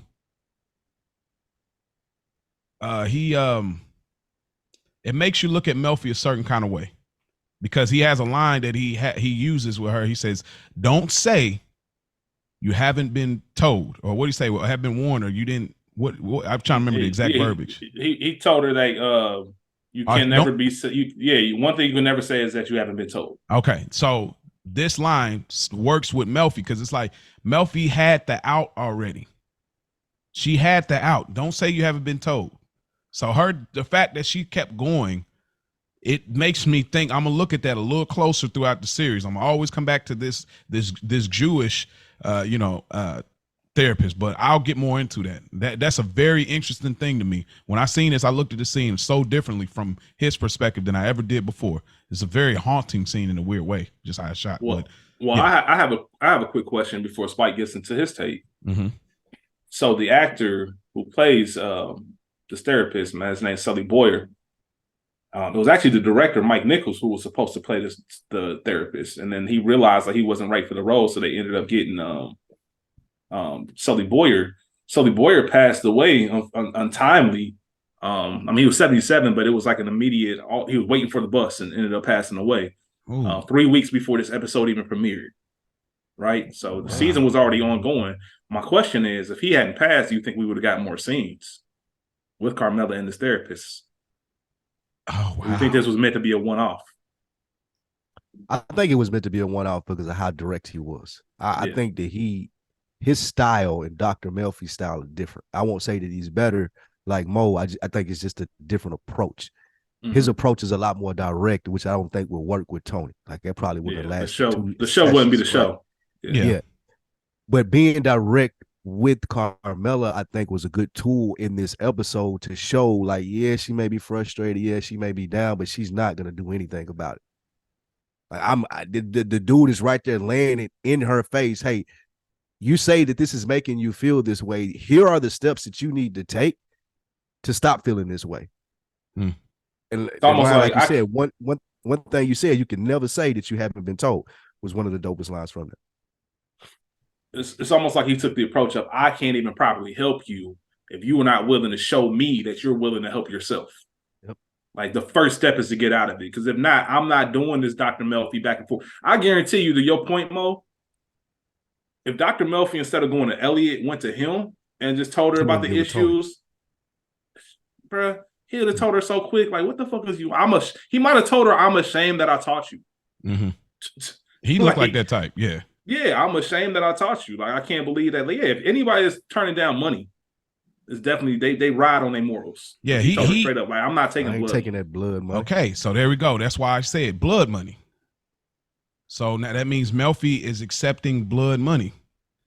She knows she kind of lied to herself about what Tony. She did. is lying to herself, like most of these characters. Thing too. But she knows this man. He told her to get out of town at the end of season 1. Because there's the hit coming after him, and they may possibly come out. So you know that he's involved with some kind of killer, murderous action of some sort. You don't know the details of it all. But you know if he's sending you out of town, that means he could be killed, and they might come after you and kill you. So it's Melfi, we look at her as this high regard of, oh, she's this and that. But let's call it what it is. This therapist brought this out of me. Just think, well, let's call it what it is. Melfi has a certain level of arrogance. You think you can cure this man from being a murderous mobster and trying to excuse it by going there. And there's things that we have to acknowledge that Tony may have had a better chance if he grew up better, but he's here now. And so like the therapist here said, even though it never happened, tell him to go to jail and read this book for 7 years. And then maybe he could be, fixed. And he tells her, I don't want your blood money. If you want to give yourself a chance, you got to take your kids and don't take nothing else. She's like, well, I got to set up child support. He said, no, you ain't hearing me. If you want to give yourself a clean slate, you can't take nothing from this man. And I mean, you can't get no more direct in this. And even when she was like, well, he's a good man, you say he sleeps with women and he makes money through crime, would you call this a good man? It's crazy. And you got a father and he's legit. And you call this a good man because you've been lying to yourself for so long. This therapist was so needed. Rest in peace to him, man. That was sad news. I never heard that before, Rich, but this therapist, he couldn't have gone on because Tony would have never survived with this therapist. Like, he does. I do feel like. Go ahead, Spike. I was just gonna address. I do feel like the difference, though. I wouldn't put Melfi is in. She's not in it for the money. We would agree to that, though, right? Yes. Even if Tony went, I think that her approach is different from his, and we're talking about generational stuff throughout this whole show, is what it's based on. He is by the book. Like, he's using the psychology methods or whatever it may be, and he's by the book. He's telling her, quite frankly, as far as Carmela, hey, this, from what I've learned, these are the ways to help and address it. I think Dr. Melfi is a little bit more of a freestyler. I think we see the generational difference between that therapist and Dr. Melfi. Dr. Melfi is under the impression, whether it be arrogance, whether it be she just wants to help. So she's still under the impression that she can change him. I damn near think that she would treat Tony for free because she's really testing the limits of her skill set. Like, she really trying to figure this out, versus most people in her field would be like, nah, fuck that. As we've seen with Elliot, as we've seen with her friends, as we've seen with her husband, as you see this old dude. I think Melfi is pushing the line to her skill set. Spike, you said something I was just going to tap into, like the generational thing. I know we've been talking about it with the mob, but the mob's not the only area where that can happen. It can happen in all professions, including therapy. You know, I forget his name, but the doctor seeing Carmela, he more so keep the main thing the main thing. Like, I am here to do a job. I don't care about my personal, like, I'm not going to use this as some kind of personal challenge to see if my skills are where I think they are. Yes. Like, I'm just going to see what I can do to help you and tell you directly. You could tell that when he's, you know, when Carmela, a lot of humans, and we all do this, where we try to dismiss certain things or, you know, give ourselves some leeway for accepting it. When she says, you know, he's a good man, he's a good husband, he turn around and you tell me he's a depressed criminal. You know, he a serial cheater, like all types of shit. What you mean he a good man? Like, putting that right back in your mirror. Like, no, I'm not gonna let you off the hook that easy. You said it. Yeah. You know, I didn't say it, you said it. You know, so I'm turning the mirror right back on you, and you got to face these issues. And that's why a lot of people, I think, you know, not to go too deep into it, this is another week in the books conversation. That's why a lot of people don't embrace therapy or might be scared. The hardest part is going. Yep. You know, there's a lot of people that I know that say they go to therapy, you know, especially the ones that are hesitant. And the first words they start saying, they ended up start crying because they got so much pent in. So much built up. You know, they just need to release it. And they sitting there looking like, I don't even know I'm crying. You know, because all that shit's in there. He's that type of, like, no, let's get to the root of this shit. Like, and if you telling me all this and you're not willing to accept it, or you calling you not an accomplice, all right, well, shit, you an enabler. Like, I'm not letting you off the hook for none of this shit. I don't care what you say. This is what it is. And until you can reach that point, I can't help you. And no therapist can. Well said. Yeah, well said. It's even dark in there in comparison to Melfi's offices. I mean, they're both offices pretty dark, but his is like really darker, but it's sometimes it's hard to, sometimes you don't have certain conversations because you know you're going to be told you're wrong. You just don't know how wrong you are necessarily until somebody start bringing all of the factors. I think she knew she was wrong, but she may have not been ready to face that harsh reality. And I can raise my hand and tell you, I've been there where I did not want to have the conversation because I know they're going to tell you was wrong. You shouldn't have did them like that. You shouldn't have said that. You moved this way. That, look at yourself. Take a real hard look. You know, sometimes you're not prepared to have that conversation. And I think this was a benefit for Carmela in a way, because it's like nobody can fluff this for you. Your parents can't keep saying, well, you should have married this man. Tony talking about his sessions with Melfi, your sessions with Melfi. No, you need a harsh reality. Let me just put all of the cards on the table here, just like Tony would say. And now you, from this point, you can gather real acceptance of, do you or don't you want to do this? Because remember what you're saying out loud. Even when you bring in Father Phil's advice, because of your Catholic roots, let's say what you're saying out loud. So it's just a great scene. But yeah, I think, like I said, it's just a very interesting comparison into Melfi. But yeah, we'll keep it moving here. We get a small scene with Junior at the hospital, and Dr. Kennedy finally has bedside manner, and he's encouraging him, and you know, Junior's back on it Fat again. Meat was greasy. He didn't believe Fat Meat was greasy. He had to show him. We're gonna have to pause that, bro. We got you don't to believe Fat Meat greasy? Yeah, please pause, bro. You know what Fat Meat is, right? I know what Fat Meat is. Pause, bro. What is wrong with this guy? Get him out of here. I mean, no, I don't know what that is, Spike. Can you tell me what that is? It's a Southern saying, man. Same thing as fuck around and find out. I know, bro. I think I said it on here. Yeah, you did. I just had to, like, you brought it back, so I was like, okay, I can't let it ride this time. But nah, yeah, you're right. Like, I like that. That's that Southern twang on it. Our last scene, Tony comes home. Carmela's laid on the couch under the cover. She says that everybody's been asleep. I figured people sleep all day. I figured I would try. Obviously, referencing Meadow, referencing Tony when he's in the bed all day, sick, depressed, or whatever. AJ. Tony comes in. He starts to realize, whoa, this is off. She's always on her feet. She's always up. You know how they say, check on your strong friends. You know, this is kind of one of those scenarios. And basically, he's trying to see if she's depressed, and she ain't really here for it. She's really in a dark space. And basically, she tells him, I signed up for that $50,000, 50 G's to give to the school. And he said, I told you, I'm not doing that. I may go up to 10, but I won't go no further. And she turns around and she says a statement that, I hate it came to this, but I can appreciate it because I can tell you as a man, a married man, sometimes this right here will be a lot easier. Just say exactly what it is. Tony, I need you to do something nice for me. Pay the 50 G's. He processes it, 50 G's, and it's like he's trying to figure out the numbers of where he could do it. And then lastly, he says, you know what, you look like you don't need to cook today. Basically, let's go out to dinner. She gets up and goes about her business. What would y'all add to this last scene before we get out of here, brothers?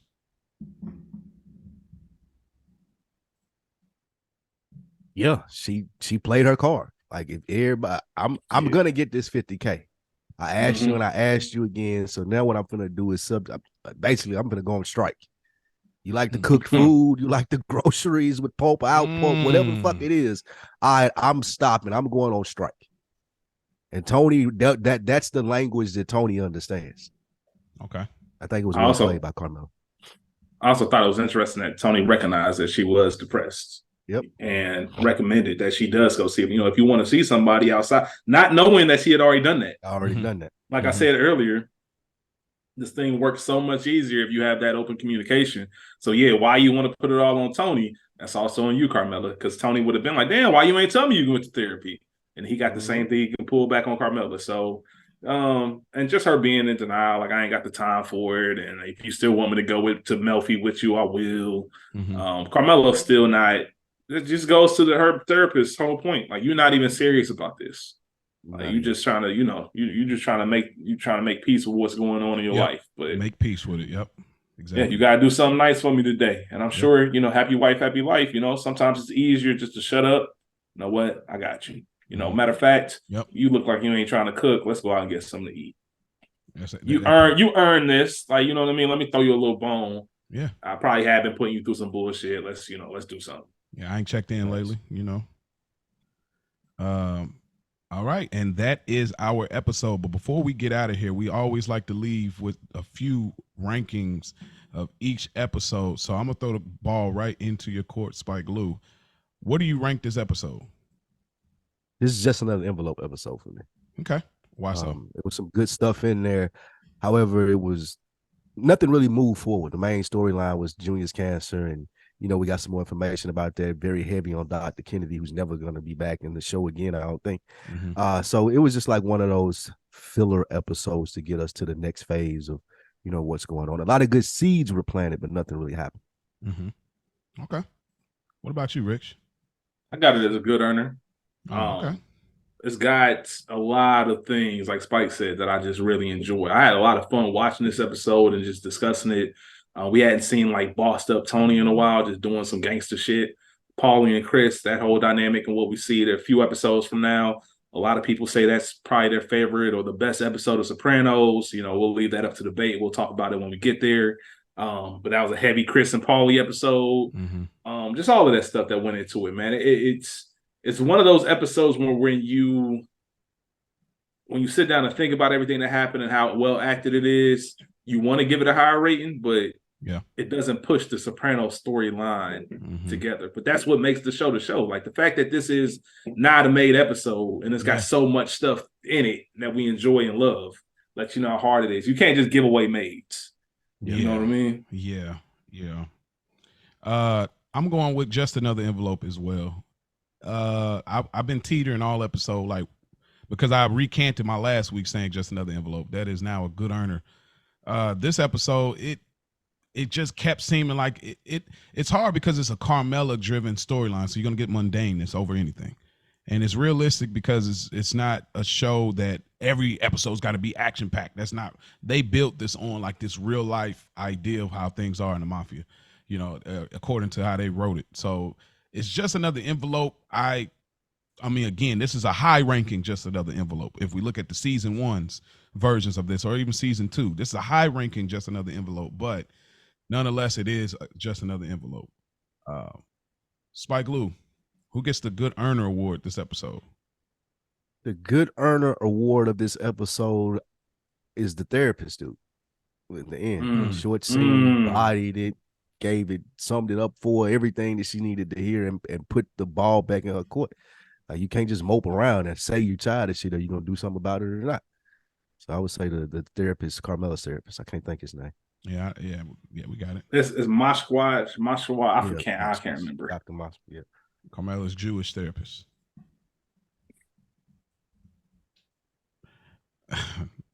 Should I have not done that?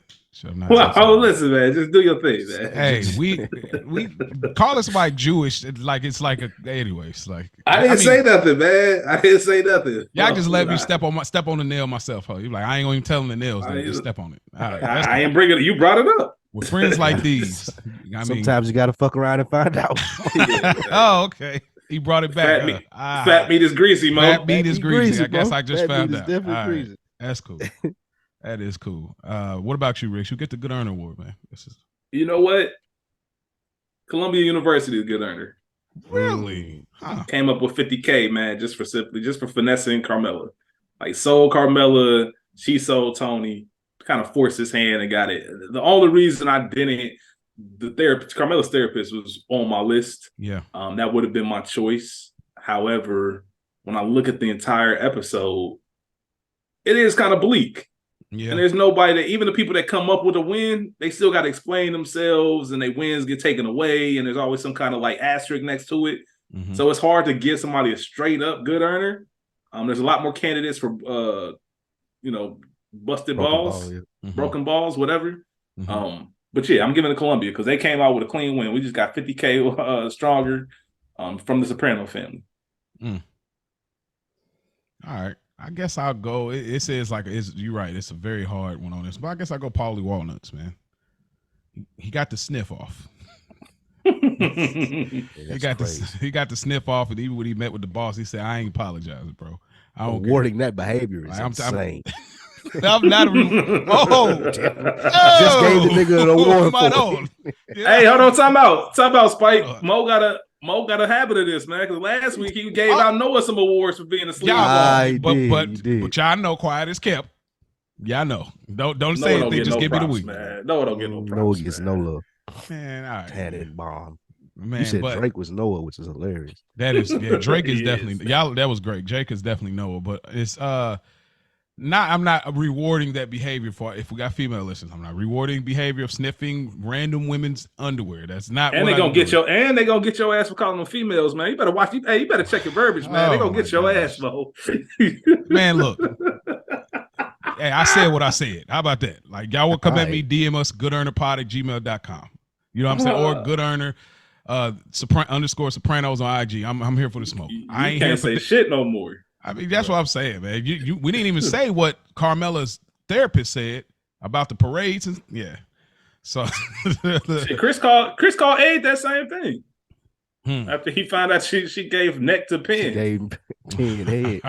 He said, "Get out of my sight." Bro. But Paulie, I get Paulie that because I mean he got to get that I ain't apologizing off. He got to embarrass Chris. I guess it's really not an episode really, and nobody really deserves the good earner award. Maybe just the therapist, but I mean even then he didn't earn, like, you know, he let it ride and he got, you know, so it's just one of the ones. I just threw Paulie in there because there wasn't really no good ones. Spike, who gets the broken balls for you? Broken Balls Award for this episode. Chris, man. He had to strip down naked. He had to give his shoes up. Man, Nigga sniffing his bitch panties. Like it was why he got caught cheating indirectly. He thought he was gonna get shot. Like it was a wild episode for Chris, man. Yeah. Yeah, that's funny because he didn't even know he was about to get caught cheating. He got pulled up on some other shit, and then you doing more dirt. Like, damn, what type of niggas you kind of like you living? Bro. I'd be surprised if we don't got the trifecta on this. It's definitely Chris. Anytime your girl's panties get snipped in front of you, you take the L. I don't care what else happens in the episode. Facts. I mean, I don't know about anybody else, but I don't know if I can any longer perform as a man after that. We almost had the trifecta, but I'm going Carmela. Because honestly, and really Angie could have, you know what I mean, that whipped but I go Carmela because it's just like you can't leave. Now you just can't leave because you look at Angie and you realize I can't do this without him. I couldn't have gave 50 G's to Meadows College if I wasn't with this nigga that I can't stand being around. There's things I just can't do if I don't have Tony. I wouldn't have pulled up to the dean wouldn't have met with me if I didn't have a connection like Tony Soprano. So it's like she wants to leave, but she can't leave, you know what I mean? So to speak, because of all of the benefits. And she don't want to leave with nothing. When the therapist gave her the chance to say, hey, you need to leave with nothing, basically. So definitely Carmela on this episode, but it's a great Carmela episode nonetheless. Absolutely. And lastly, Spike, what is your favorite moment from this episode? My favorite moment from the episode is when Tony pulled up on Pussy Wife. Easily. Oh yeah. That was a classic Tony Soprano moment. Yeah, beats yeah, Angie. man. That was Angie, yeah.